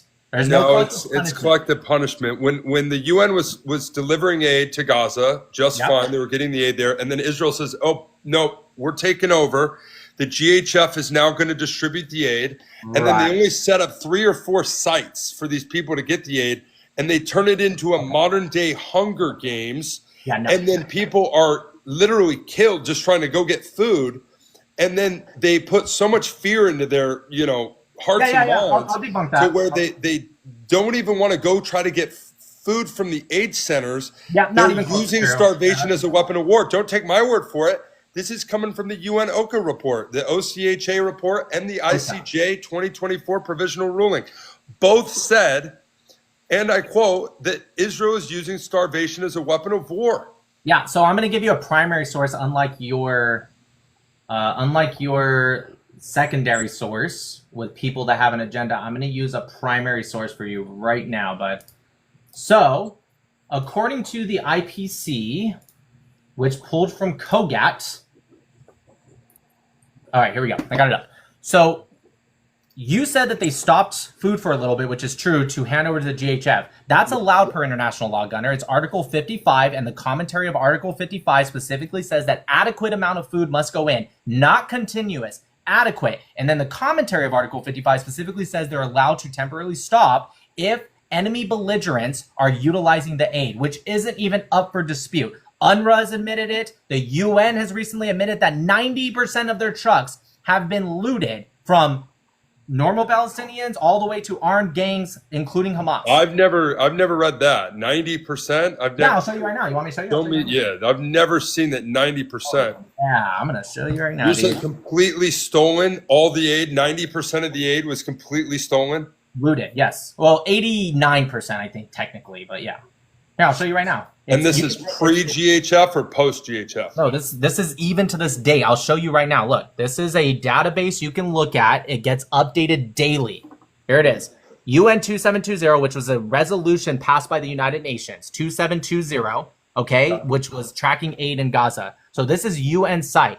Right here, you can look at arrived, right? You can even filter it to this very date, right? It's August 27th. This is the amount of trucks that have arrived. 749 arrived to the intended destination in Gaza.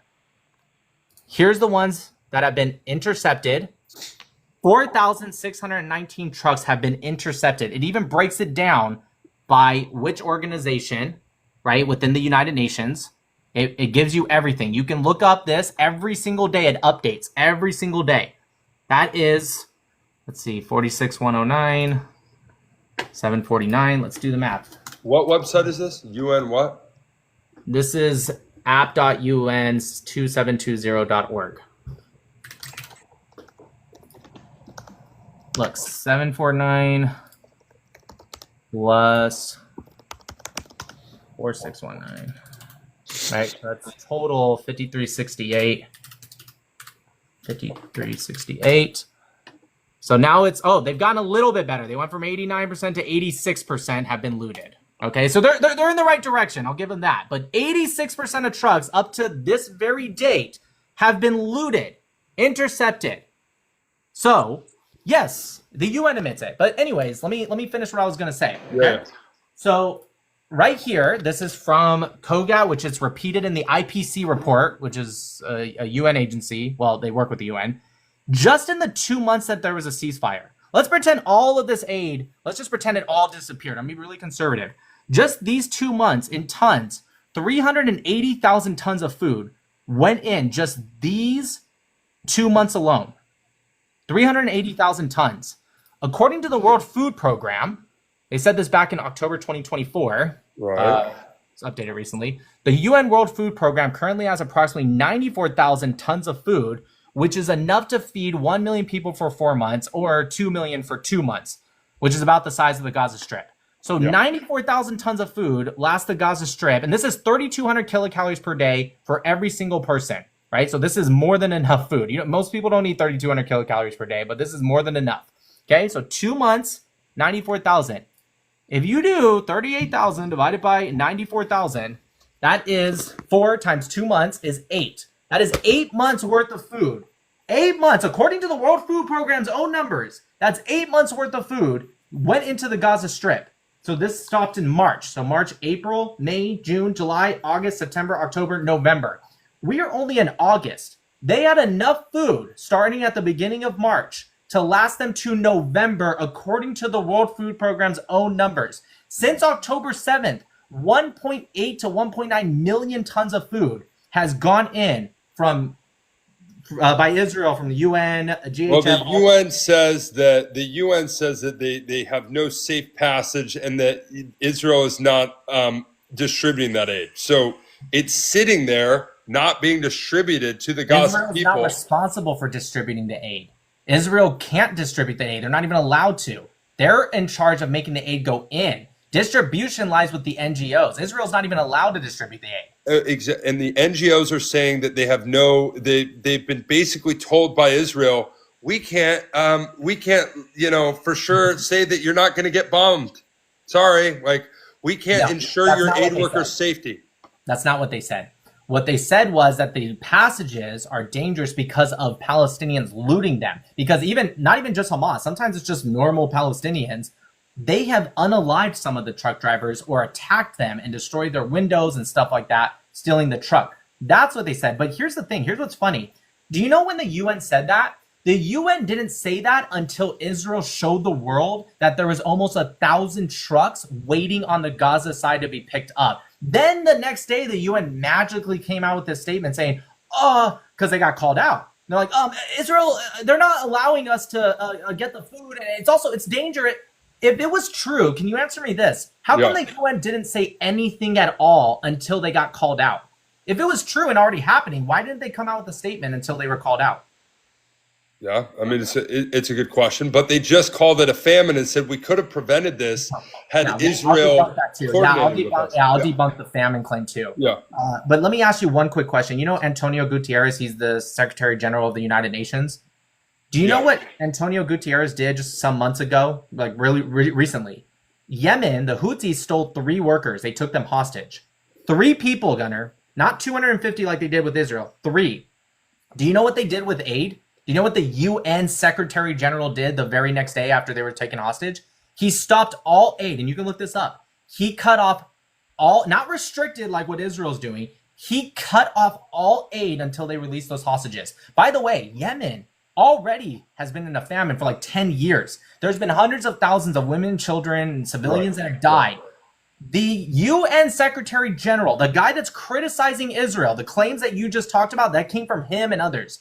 He cut off all aid from Yemen. Can you explain to me, which by the way, he's allowed to do per international law. You don't have to give in to the enemy. Can you tell me why it's okay for the UN themselves to do it to Yemen, a place already been going through a famine for like a decade, but Israel gets 251 hostages taken and the whole world is criticizing them, even though, and you can look up any conflict in history, Israel has sent in more aid times 10 than any other conflict in history, whether you're talking about military occupation or blockades or anything.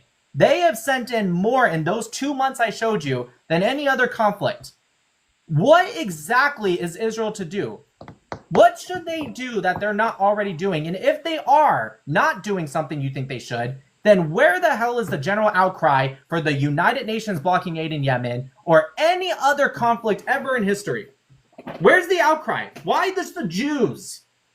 I mean, hey, you bring up a great point, and I'm not one to say we shouldn't have an outcry about that. I mean, again, like I said at the very beginning, I think we definitely need to start talking about what's going on in Yemen, and we need to hold Saudi Arabia accountable. But the difference is the one in Yemen is actually real. All right, so you brought up the famine. I read the entire FRC report. It's like 58 pages. Do you know how? So first off, there's 3 classifications to rate it phase 5, which is famine. Okay, the first one is 20% of household acute malnutrition. Second one's 30% of children, or if they use mid-upper arm circumference, then they can go to 15%. But even then, they're supposed to have 2 R1 requirements, which they failed to produce. I looked at the report, never produced it. And then the third one, which is the most important one, you must have 2 deaths due to starvation per 10,000 per day. If it's under 5, it must be 4 per 10,000 per day. Do you know, and by the way, they declared a famine in specifically the Gaza city or Gaza governorate, right? Which includes Gaza city. It's not all of Gaza, but the Gaza governorate. Okay, there's about 500,000 people living there, right? So 500,000 divided by 10,000 times 2. That's 100 deaths per day minimum. And if it's under 4, 200 deaths, right? So, or somewhere in mix between the two. Do you know what the FRC report said that they calculated were deaths per day? According to Hamas, by the way. The numbers aren't from the FRC, the UN. The numbers aren't from the IPC. This is from Hamas, the Gaza Ministry of Health. Do you know how many deaths they were counting per day? No, how many? Go read the FRC report. 6. Wow. They need, at minimum, 100 per day. So why did they call it a famine? Well, let's find out. The reason they called it a famine is because they got remote surveys. The IPC was not in Gaza doing these surveys. They got remote surveys. Who did they get remote surveys from? UNRWA, France. It's an NGO that's in there. Al Jazeera. These are all extremely anti-Israel NGOs.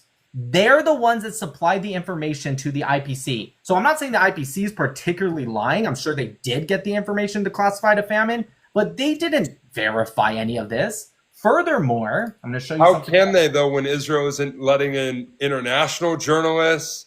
And then even the ones they do allow in, they're literally on camera on mainstream media being like, guys, we were not allowed to take any video here. We would love to share this with you, but we were told that we can't take any video. And so, yeah, they're barely letting us in, but we can't even share what are you talking about? They allowed journalists from Fox in, and they shared all the videos. In fact, the videos showed that the Gazans were saying Hamas was stealing their food. In fact, BBC, and I'll show you this article, BBC a couple weeks ago said that there was an area where there was a woman, her name was Nassim Khaled, right? This woman who has 3 or 4 children because she's a widow. Her husband died of cancer like 5 years ago. She said that her kids are starving, but not because of Israel, but because in her neighborhood, Hamas has stolen almost all of the aid, in at least her neighborhood, and they only give it to those affiliated with Hamas. But let me show you one thing before I lose track real quick. So this is from the FRC report, right? So remember I said it has to be, if you use MUAC, mid-upper arm circumference, it has to be above 15%.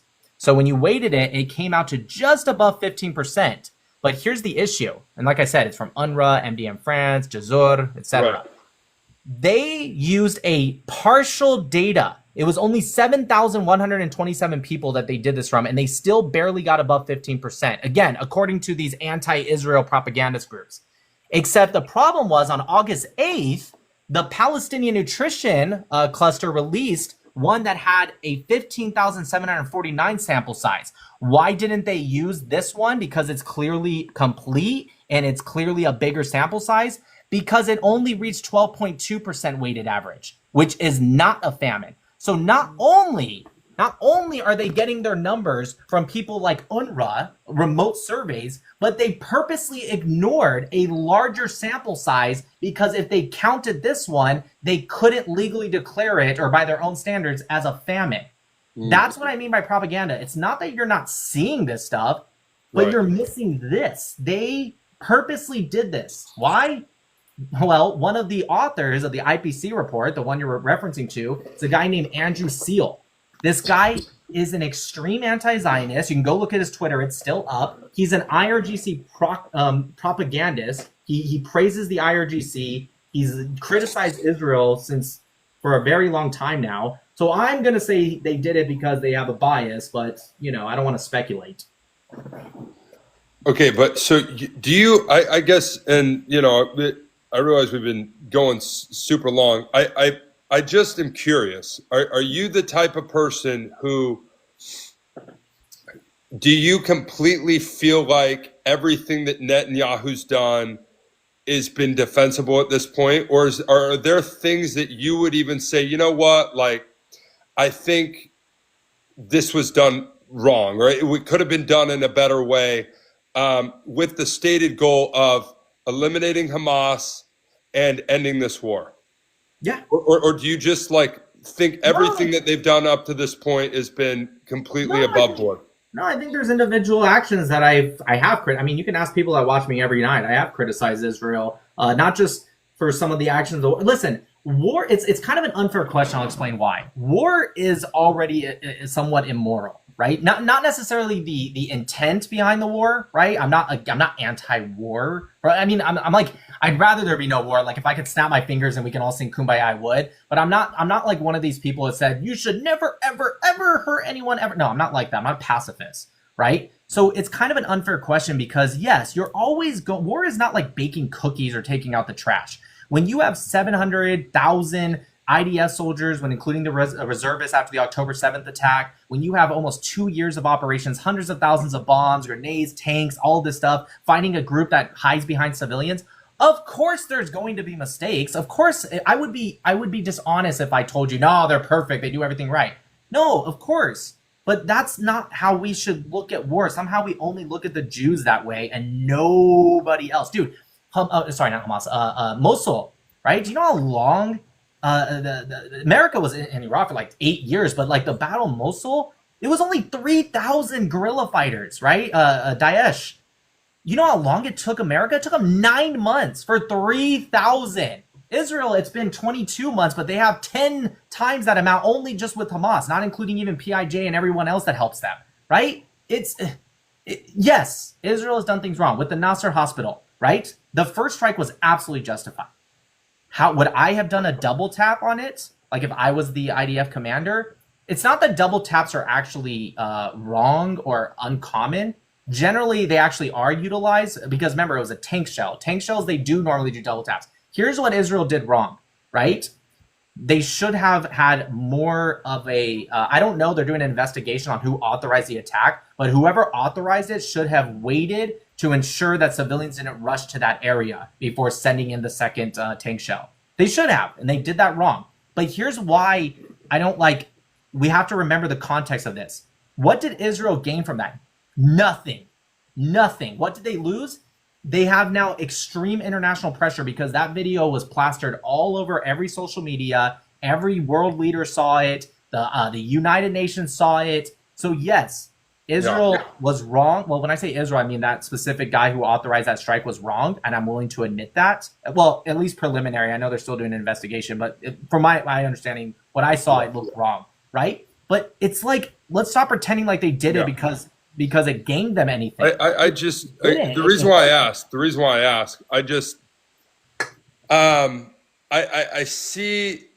I really don't see like a way we fix this without there being some concessions from Israel in terms of how they've handled this situation. Why does Israel have to be the one that has to concede everything? Have you noticed anyone other than hold on one second, other than like some little vague statements like, yeah, Hamas needs to release hostages, but like, why could you imagine the change we could have if the world would just put even half their energy, like, go ahead and continue to pressure Israel, I don't care, But Yeah. if they just put like a quarter of their energy into also pressuring Hamas, do you understand? Like, I don't know if you read the the U.S. report that came out. Did you know that they were so close to a deal, Israel and Hamas, as past ceasefire negotiations, and it got destroyed because France, they ended up coming out in the news and saying, we're going to recognize a second Palestinian state. Did you know that the U.S. report showed that once Macron did that Hamas the next day, they just pretty much demolished any ceasefire talks because they realized if they just wait, the world's going to reward them for their terrorism. That's what I'm advocating against. Not that Israel's perfect. No one is perfect. Not Israel, not the United States, no one. But why are we rewarding Hamas, even though we are like saying, oh, we're against Hamas, they need to be demolished, but then subconsciously we're rewarding them? Yeah, I mean, the reason why I asked is I don't think you'd find a single American today, and maybe you'd agree with me, who would get on a live and defend the Iraq war or, during the time, defend how we went about with the Iraq war, the justifications for it, why we got into it, the type of bombing campaigns that we went on. Yeah, because that was completely different. We invaded Iraq for ridiculous reasons. Let me ask you a question. Right, and so hold on. Go ahead. My point is, I worry that we're going to look back on this 10 years from now, and there will not be a single Israeli or a single Jew who will defend the way that Israel's handled this. I guarantee for me, it was when there was a story of these multiple ambulances had their lights on. They were heading to go and head somewhere to help, and they were all completely attacked by the IDF. Yeah, and six of those dead members were in the Hamas. They ended up burying all the ambulances. Because and then when they were asked about it, they said, "Oh, their lights were completely off, and they was just Hamas fighters." So then they went and international aid organizations dug up these ambulances, found the cell phone footage out of one. Hold on, let me finish. You always talk and never let me finish. So let me talk. But you're saying wrong. They find the cell phone footage out of this guy's pocket, and he's got an entire video of what ended up happening. And the lights were on. They were on their way. The IDF comes in and just kills all of them and then buries the evidence and lied about it. And so for me, it was like, that was an eye-opening moment for me when I said, wow, Israel will literally bold-faced lie about what is happening here. And so now it's like, man, can I even trust what they're saying? Like, can I trust? You're lying right now. How am I lying right now? I'd love to tell you. Do you know how they found those bodies? They dug them up. Yeah, how did they know where they were? What do you mean? Israel told them immediately. You said that Israel tried to hide them. No, first off, the ambulances were not actually fully buried. They were pushed aside. I don't know where people got that from. People just said that. I don't know if there's some like report out there or something or article, but Israel told them immediately. So when they unalived them, they buried them because you're required to. Obviously, if you can, if you're in the middle of a fight, you can't. But if you can, you're actually supposed to bury them because it's a desecration of the bodies to leave them out because wild animals will start to like pick at them. So if you can, you're actually supposed to bury them. That being said, the reason they knew where they were, and they admitted to this, I don't know what article you're reading, but if they admitted to this, Israel told them immediately, and they still took like 2 weeks, or maybe it was 10 days. Then why'd they lie about it? Why would they lie about it if they then said, oh, we're now going to tell you where they are, please go. Maybe they did. Maybe they didn't expect there to be cell phone footage with the buried dead. Maybe that's why they told them where it was. I'll tell you why. You're confusing. I don't know. Have you ever served in the military? No. Okay. There's this weird concept with civilians or people that never served that they think that everyone is like the exact same. Like Israel's just like one thing or one person, right? So my guess, right, is that the IDF, that unit, right? Either someone lied to their commander, who lied to the higher ends, the commander lied. I'm not exactly sure who specifically, but my guess is that they probably said, yeah, this is what happened. So when the spokesperson came out and said, this is what happened, you're implying it's like the same person. Like, well, why did they lie? It's very possible the guy didn't lie, right? Not that the lower guys didn't lie, but the guy that came out on the interview, It's very possible he didn't lie. So this idea like, well, maybe they didn't think there'd be a cell phone. Dude, if they were trying to hide it, you think they wouldn't check their pockets and destroy the cell phones? Of course they would. That would be common sense if you were trying to hide something. They buried them and they told them immediately. You said that they told them later. No, they told them immediately. They said, hey, this happened. We buried them in this spot. Come collect the dead, right? And they still waited like 10 days to 2 weeks to actually go collect them. But the reason they knew where to go was because Israel told them. It's not like they just started digging some random spot like, oh, look, there's a body here. No, they told them.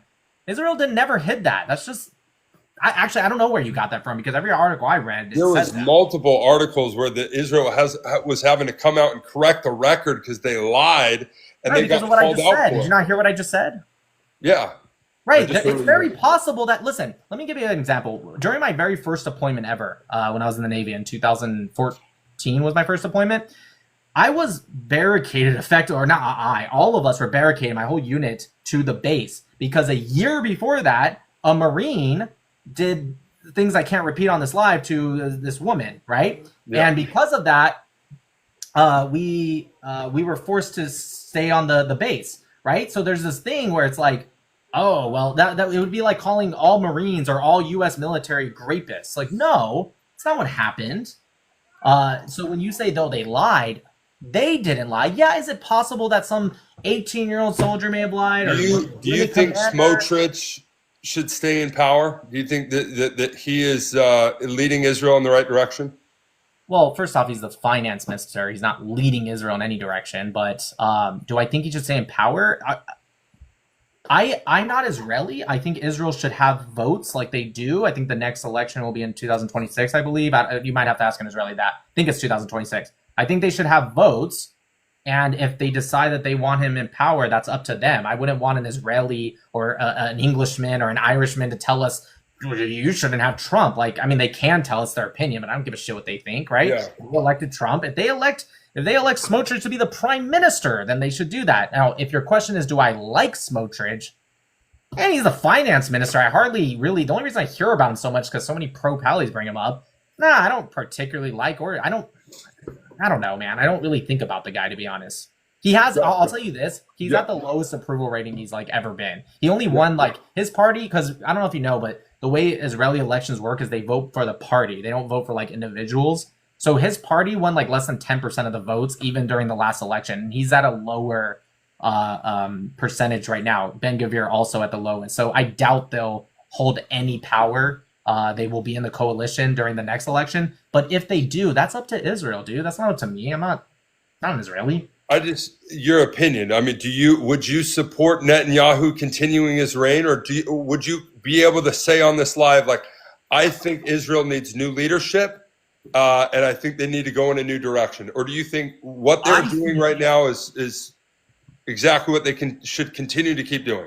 Well, I think I've thoroughly made my case very well on they're doing fine. Now, does that mean they're perfect? No, but I have thoroughly debunked this idea of it's as bad as you think it is. That being said, do I think they need new leadership? Again, I think this is a deflecting point by pro-Pallies who try to make this argument. Now, I'm not saying you're not in good faith. I'm just saying in general here, they try to make this argument that, oh, if it just wasn't for that Bibi, then why is it that there was intifadas during people like Rabin and other, there's some left-wing pro-Israelis where they were doing intifada terrorist attacks where they targeted almost exclusively civilians, Sparrow pizza shops, bus raids. It's like this idea, if it wasn't for that Bibi, we'd have peace. If it wasn't for Rabin, we'd have peace. If it wasn't for Begin, we'd have peace. You know, dude, let me ask you something. The settlements, the occupation with at least the West Bank and the settlements, that didn't start until a 6-day war, which was 67. Can you tell me why the terrorist organization PLO was created in 1964? 3 years? Were they mind readers? Were they like, we're going to start being terrorists for this specific group now? It's because we know that in 3 years they're going to occupy the West Bank. No, they didn't know that. Dude, every excuse from the pro-Pally movement is like, it's just that Bibi. Dude, I promise you they can vote in the most left-wing person next election, and they will do the same thing. Did you know that the October 7th victims, I don't know if you knew this, were almost all exclusively left-wing, like peaceful Israelis? The people they targeted on October 7th were the ones that were trying to build bridges. They literally broke bread with the Gazans. They drove them to hospitals. They slaughtered all of them. One of the, I don't remember her name, I'm sure someone will put in the comments, one of the leaders of an organization that literally transferred and helped Gazans and took them to hospitals and gave them jobs in the kibbutzim. She was like the leader of this organization. Vivian Silver, thank you. They targeted her on October 7th. These were not like the Smotriches and the Ben Gavirs. These were the left-wing, peaceful Israelis. In fact, if Palestinians want to know why the Zionists like Nick Matau are left, it's because they quite literally or metaphorically slaughtered the other Zionists. We're the Zionists you have left. I used to be, by the way, Gunnar, I used to be pro-two-state solution. I stopped with that delusion way before October 7th, but still, one day long ago, I was a pro-two-state solution.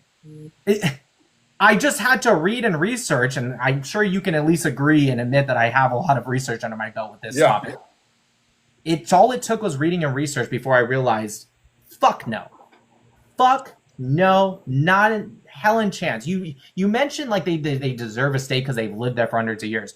Let me ask you a question. Would you be in favor? Let's say the West Bank became Palestine, internationally recognized, Israel. Well, when I said it, I think they deserve a state. I think they deserve representation and equal rights. And I think I agree with you. I don't know that that's going to happen under a two-state solution, but I also don't think Israel is ever going to give these people equal rights. So I don't know that they can have equal rights under a one-state solution that's ran by Israel that has 65 laws on the books favoring Jews. Okay, have you read those laws? And they want all these people kicked out of the area. Be honest with me. Have you read those laws? Because I went down all 65. I know the list you're talking about. I went down all 65. 90% of them are the biggest stretch in the fucking book. And there's also laws that favor Arabs over Jews in Israel. Let me ask you something. Do you know what the most holiest site for Jews in the world is? What, in Jerusalem, the temple? The Temple Mount, yeah. Yeah. Do you know who controls that? Yes, they let another state control it. Hold on, I'm Islamic Waqf. The what? The Islamic Waqf is the one that controls it, right? Which is controlled by Jordan, but yes, it's the Islamic Waqf. Yeah.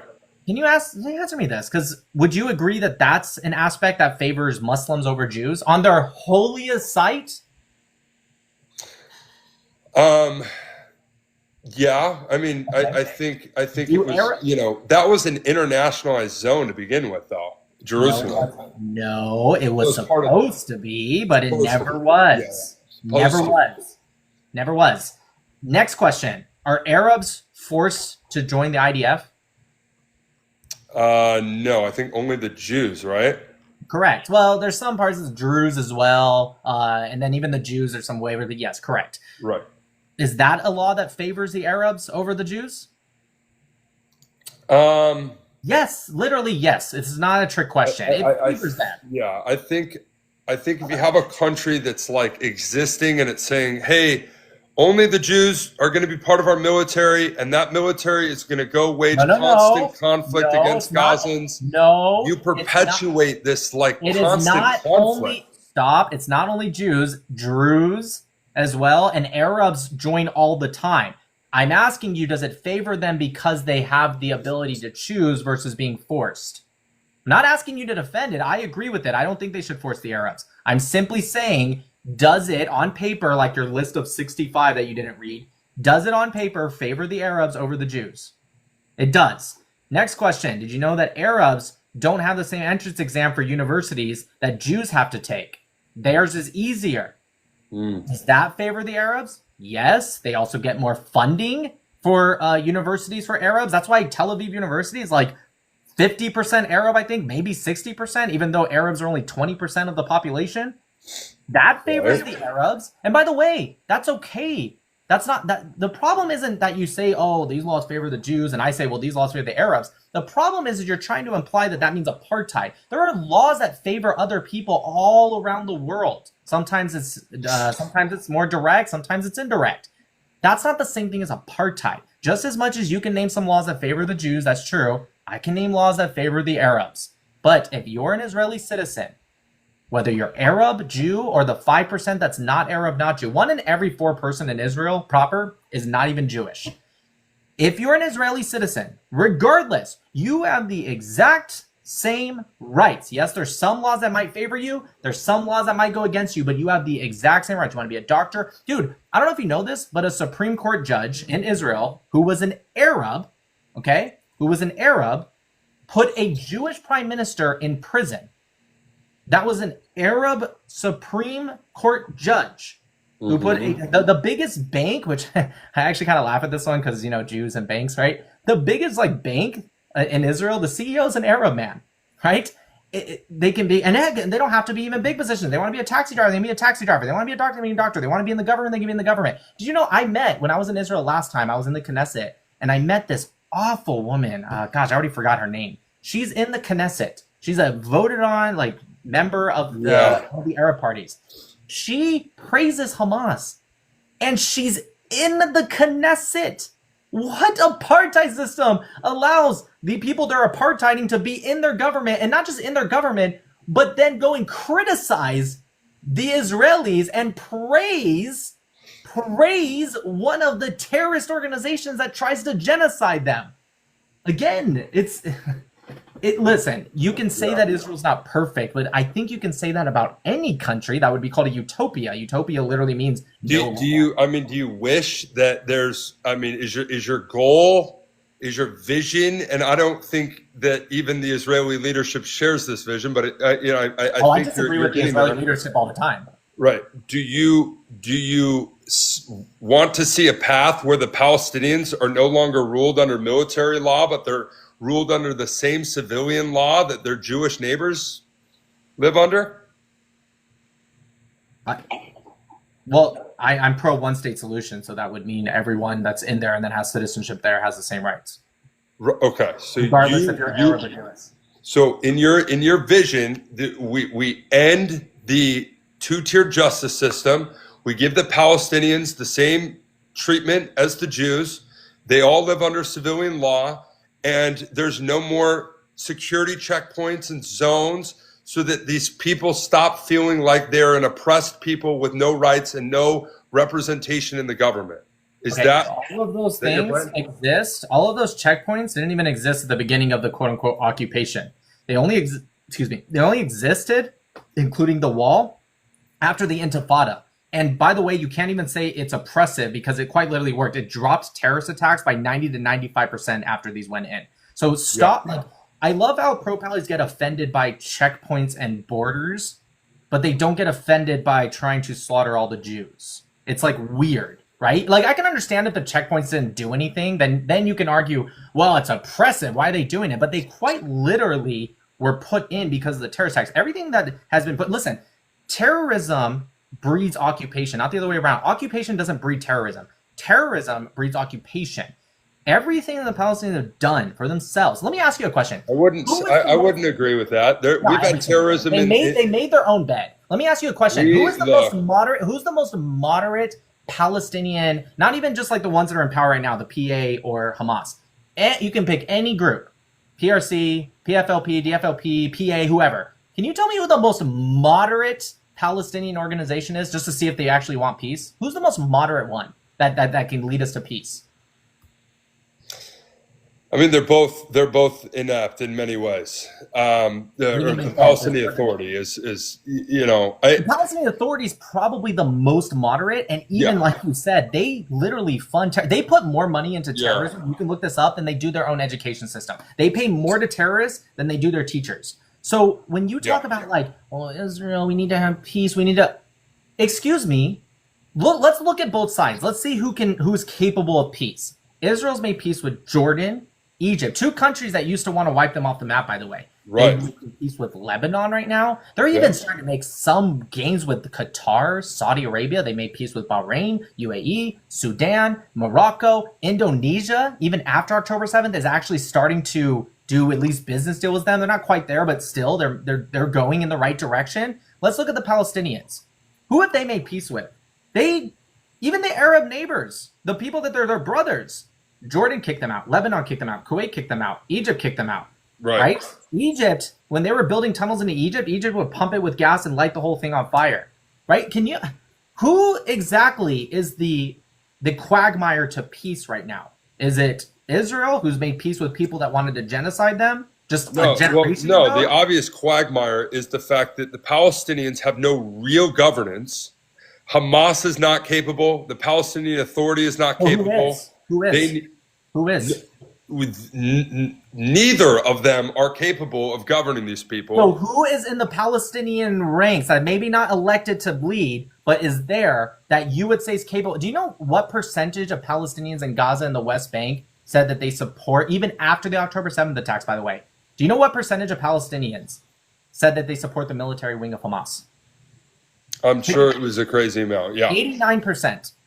So please tell me, because you know what? You've been telling me to convince me that the Palestinians, because we keep saying Hamas. Yeah, Hamas is a symptom of Palestinianism. So please, Gunnar, convince me that they're capable of peace and that it would be good to give them citizenship and not worry about another Holocaust. Like, please tell me. Yeah. Are they? I mean, I told you from the beginning, I'm not sold on the two-state solution right now, and I don't know that Israel is capable of a one-state solution right now with their current leadership.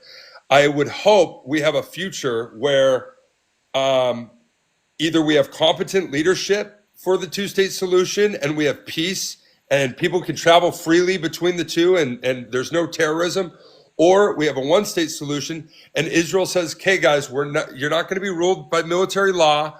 We're going to stop stealing your land and trying to force all of you out into other countries and have Jewish settlements take over everywhere. And we promise we're not expanding into Jordan and Saudi Arabia and Syria. We're not trying to do this greater Israel. But I don't believe them because that's what they're saying they're going to do. They literally have never said that. But that being said, it's so easy for someone like you and I, who neither of us are Jewish, neither of us are Israeli. It's so easy to be like, yeah, maybe just give them a two-state or just let them all in and give them citizenship. It's so easy because you know what happens if you're wrong, Gunnar? Let's say you advocate for this. Let's say one day you're president, you're a politician, and you advocate for this. You know what happens if you're wrong? Absolutely nothing.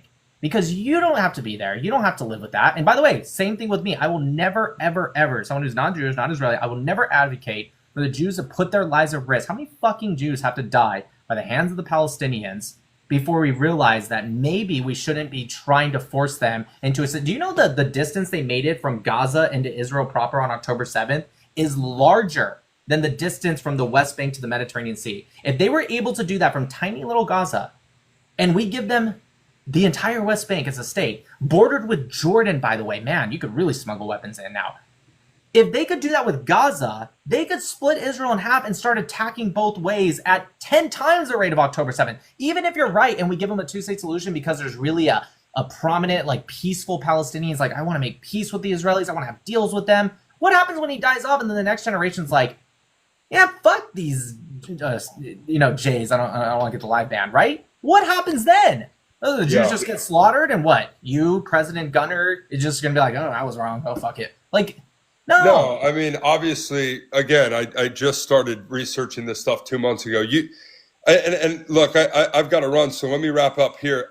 What I fear is that with this debate, we obviously didn't convince any of the diehard Israeli supporters of yours of literally anything, because they're, again, going to just continue defending the actions of Netanyahu. Where my concern is that I feel like if there's no course correction here by Israel, they are going to continue to lose standing and ground in the international community. They're certainly losing ground in the Republican Party here in America. And I think it's going to cause real damage for Jews internationally. And that does concern me. I do care about the Jewish people. I have a ton of Jewish friends. You would stand against Palestinianism because the Palestinianism is what causes anti-Semitism. This idea that the Jewish state is doing bad things because you guys believe propaganda, so therefore we must be anti-Semitic. Not you. I don't think it's propaganda. I don't think it's propaganda to look at all the footage that we've seen and look at the satellite imagery and say that there was a different way Israel could have went about this. Dude, I literally turned my camera around and showed you in real time other contexts that debunks like IPC reports and stuff like that. I'm not saying you're not seeing this footage, but that does not mean it's not propaganda. Real quick, let me finish. Right? This idea that, oh, the Jewish state's doing something wrong, so we must be anti-Semitic. Again, we would never say this about Chinese people, Koreans, or literally anyone in the world. It's somehow only the Jews. But I don't get from Chinese people, my Chinese friends, when I'm criticizing the Communist Party of China, I don't hear from them, oh my God, you're anti-Chinese, you hate us all, and you want our people. There is a major victim complex with the Jewish people when I'm trying to criticize the Israeli government and what they've done here in Gaza, and I'm attacked as, oh, I hate Jews. It's like, no, dude, I'm criticizing your government because they are hurting your standing in the entire world. Okay. And out of my actual care for you people, I want to try to find peace here. You're ignoring and advocate for the people who don't have a state and live under occupying power. You're ignoring what I said. I was not talking about critiquing the Chinese government. I was talking about this idea that anti-Semitism and attacks on Jews must go up because of the Jewish state doing wrong things, which I've, again, thoroughly debunked at least a lot of it. So you think they've helped? You think Israel's actions in this conflict have helped Jews standing in the world? And my point is that it shouldn't matter, and it's anti-Semitic to think otherwise. Well, it's obviously having an impact. You're right. That's Gunnar. You're proving me right. That's because the pro-Palestinian movement as a whole is anti-Semitic, and you guys refuse to believe that. I'm not saying you personally are anti-Semitic. I'm sure you're not. I have no idea, honestly. I don't know who you are, but I'm sure you're not. Seriously, I mean that. This idea that you think, well, the Jewish government's actions must mean that the rise of anti-Semitism, why don't we assume that with Chinese people, for example? They literally have concentration camps, millions of Uyghur Muslims. They are tearing down mosques, literally left and right. They called it a mental illness. If you're Muslim, you have a mental illness. That's how they justify it, by the way.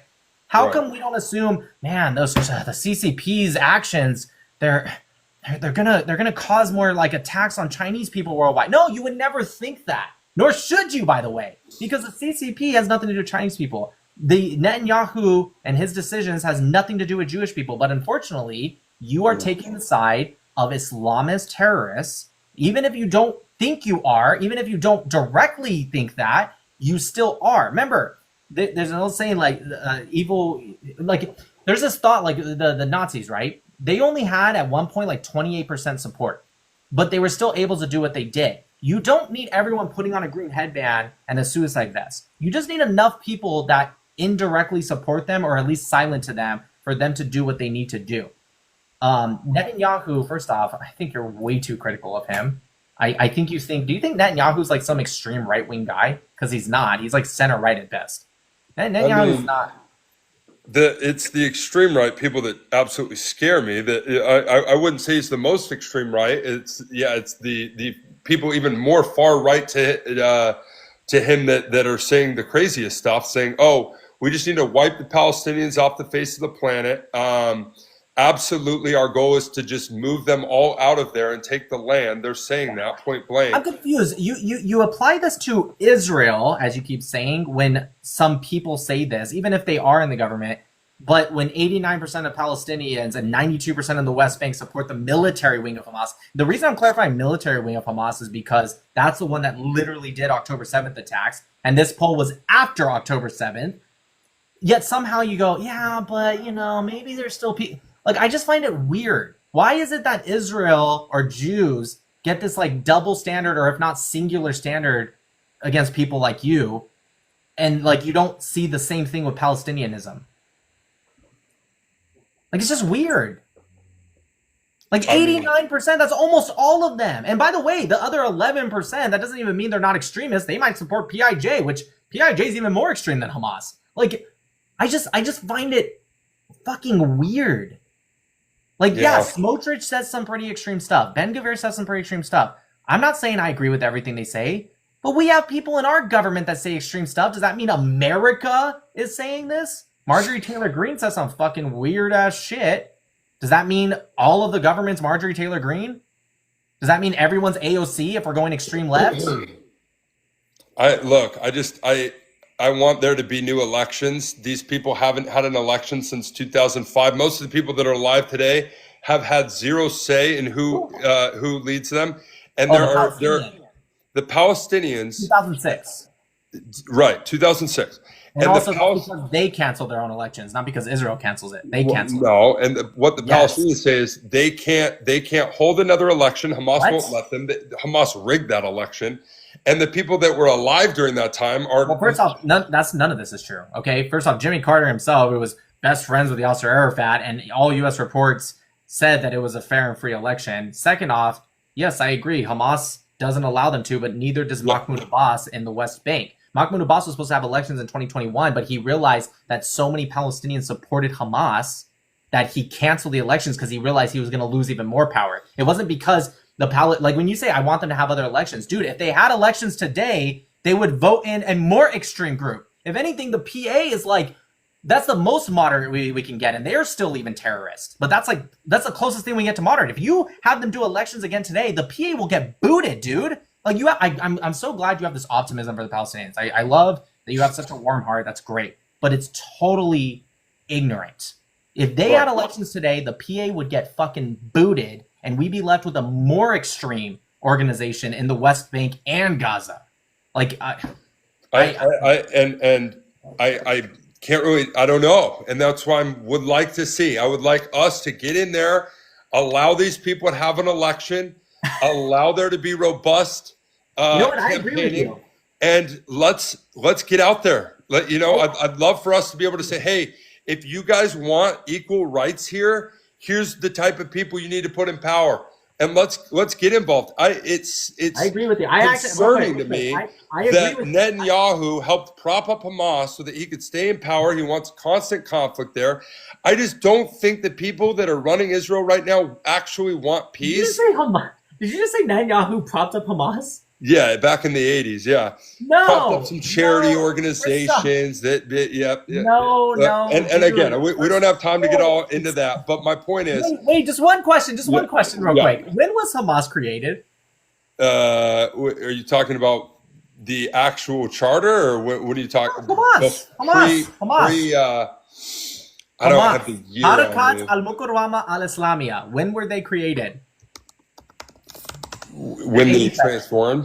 1987, out of the Muslim Brotherhood out of Egypt by Ahmed Yassin and Hassan Youssef. Netanyahu had nothing to do. I don't even think Netanyahu was even in charge back then. Well, no, there's definitely involvement with Netanyahu. No, I know what you're talking about. I'll tell you real quick. I know he wanted a counterweight against the PLO. I know what you're talking about. I'll tell you real quick because I know you have to go. It wasn't in the 80s. But there was an article in 2019, not the 80s, in 2019, where there was a closed-door meeting. Nobody even knows he said this, but people said that Netanyahu said, if we want to stop a two-state solution, we must keep the PA separate from Hamas. So what Netanyahu said was, instead of freezing funds that go from the PA to Gaza, which, by the way, pro-Palis, like you, used to complain that Israel froze the funds. They said it's not fair that they're freezing funds. They should release it to Gaza. Because people would donate to Gaza and it would get frozen and Israel would release it. Netanyahu said, fine, we'll stop freezing them. And now you guys went from complaining about him freezing it to now you're complaining that he unfroze it by saying he propped up Hamas. This is what he said. He sent money to Qatar, who then Qatar sent the money to Hamas. No, that's not what it says. What it says is he allowed money from Qatar to go into Gaza. No... You're saying that he took Israeli taxpayer money to give to Qatar so Qatar would give it back? I don't know if it was Israeli money. I literally think it might have been his own money. What, dude? Yeah, I'm pretty sure. So he opened his wallet, gave the $50. He's not rich, dude. He's not like a billionaire. All right, look, I know you have to go. I'm not trying to drag you down another rabbit hole, but that's not even close to true.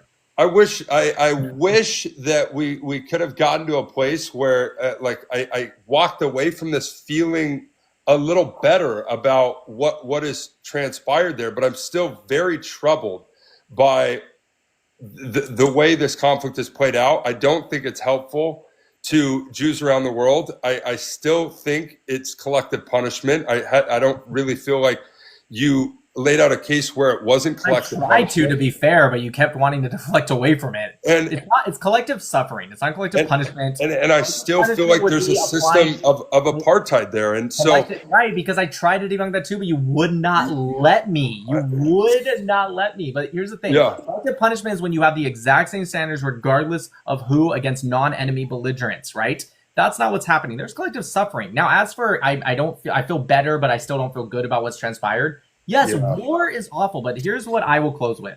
The Israeli people, Jewish people as a whole, but especially the Israeli people, would rather have some international pressure that is virtue signaling at best, and I'll prove that in a second. It's virtue signaling at best, but they'd rather have some international pressure for even the foreseeable future and not be dead and have hostages in Gaza than to have another October 7th in 5, 10, 20 years even, or even 50 years, and be liked by the world. I guarantee if you ask any Israeli, left wing, right wing, pro Bibi, anti Bibi, they would all answer that way. I would bet my money on it. They would rather not have this happen again and be a little hated for until Taylor Swift gets married finally, and then they move on to the next talking point, right, dude? You want to know why I said it was virtue signaling? Spain, for example, they're one of the most critical governments in Europe of Israel since October 7th.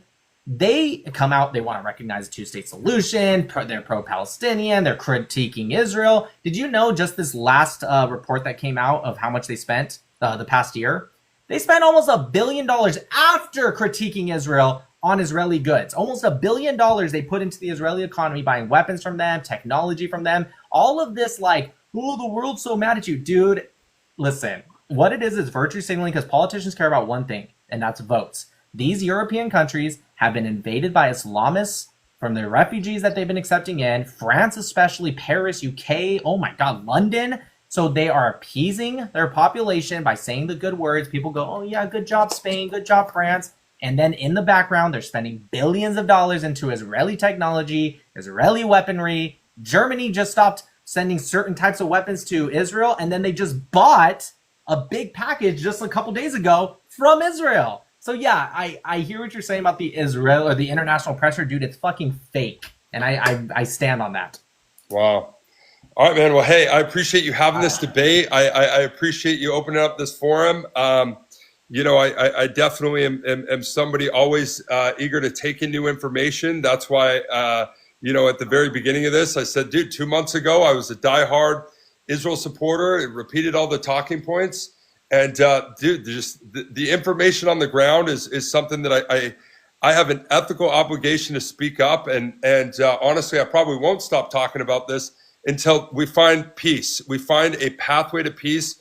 We get these people equal rights. We help them not be an oppressed, occupied people without equal say. And if that's a two-state solution, let's look into it. If that's a one-state solution, let's get concessions from Israel about ensuring that these people will have the same equal rights as anybody else who's an Israeli citizen. But we still have Bedouins in the Negev that don't have the same protection of the Iron Dome as people, in Tel Aviv. So there's a lot of work to be done from both Israel and obviously all the points that you brought up.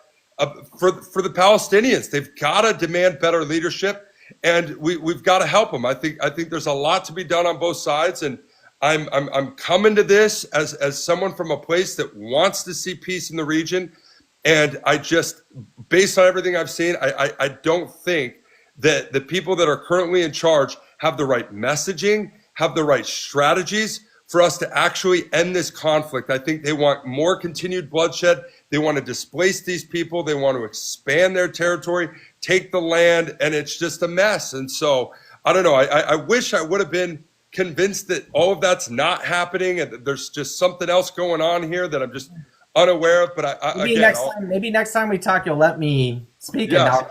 And I will research. I took lots of notes. I've been typing this whole time. I took lots of notes on everything you said. I'm going to go hard on researching all this. And I hope research primary sources and not what people say those primary sources say. If I give you one tip, my closing argument is one, whoever's texting you needs to text better. The Bedouins in the Negev have the exact same Iron Dome protection. They don't literally per capita because there's significantly less of them. So the Iron Dome batteries obviously flood city centers more than they would the Negev. That's a dumb point. It makes no sense. It's not because they're anti-Bedouin. Second thing, I will never stop advocating until there's assured security for all Israelis, Arab, Jewish, or non-Arab, non-Jewish, and not to go into the feelings and emotional appeal of this idea that it's just totally fair to just give everyone everything the same and kumbaya if it means terrorist attacks and an IRGC proxy state that wants to control the Middle East, because the Middle East is not split by Israel and anti-Israel. The Middle East is split by those with the IRGC and against the IRGC. Saudi Arabia agrees with me, Israel agrees with me, UAE agrees with me, Bahrain agrees with me, Qatar's starting to agree with me, Syria is starting to agree with me, Lebanon's starting to agree with me, everyone. Egypt, Jordan, everyone agrees with me. Okay, so I will advocate for security and protection and the betterment of the region, not just Israel, but the region as a whole, and not to play into emotional leftist bullshit feelings of this idea that it's just totally fair to just give them everything. I love it. And hey, it's through discourse like this, bringing both sides together to talk through their differences, that we're going to solve this conflict. It's not through the hateful people in the comments.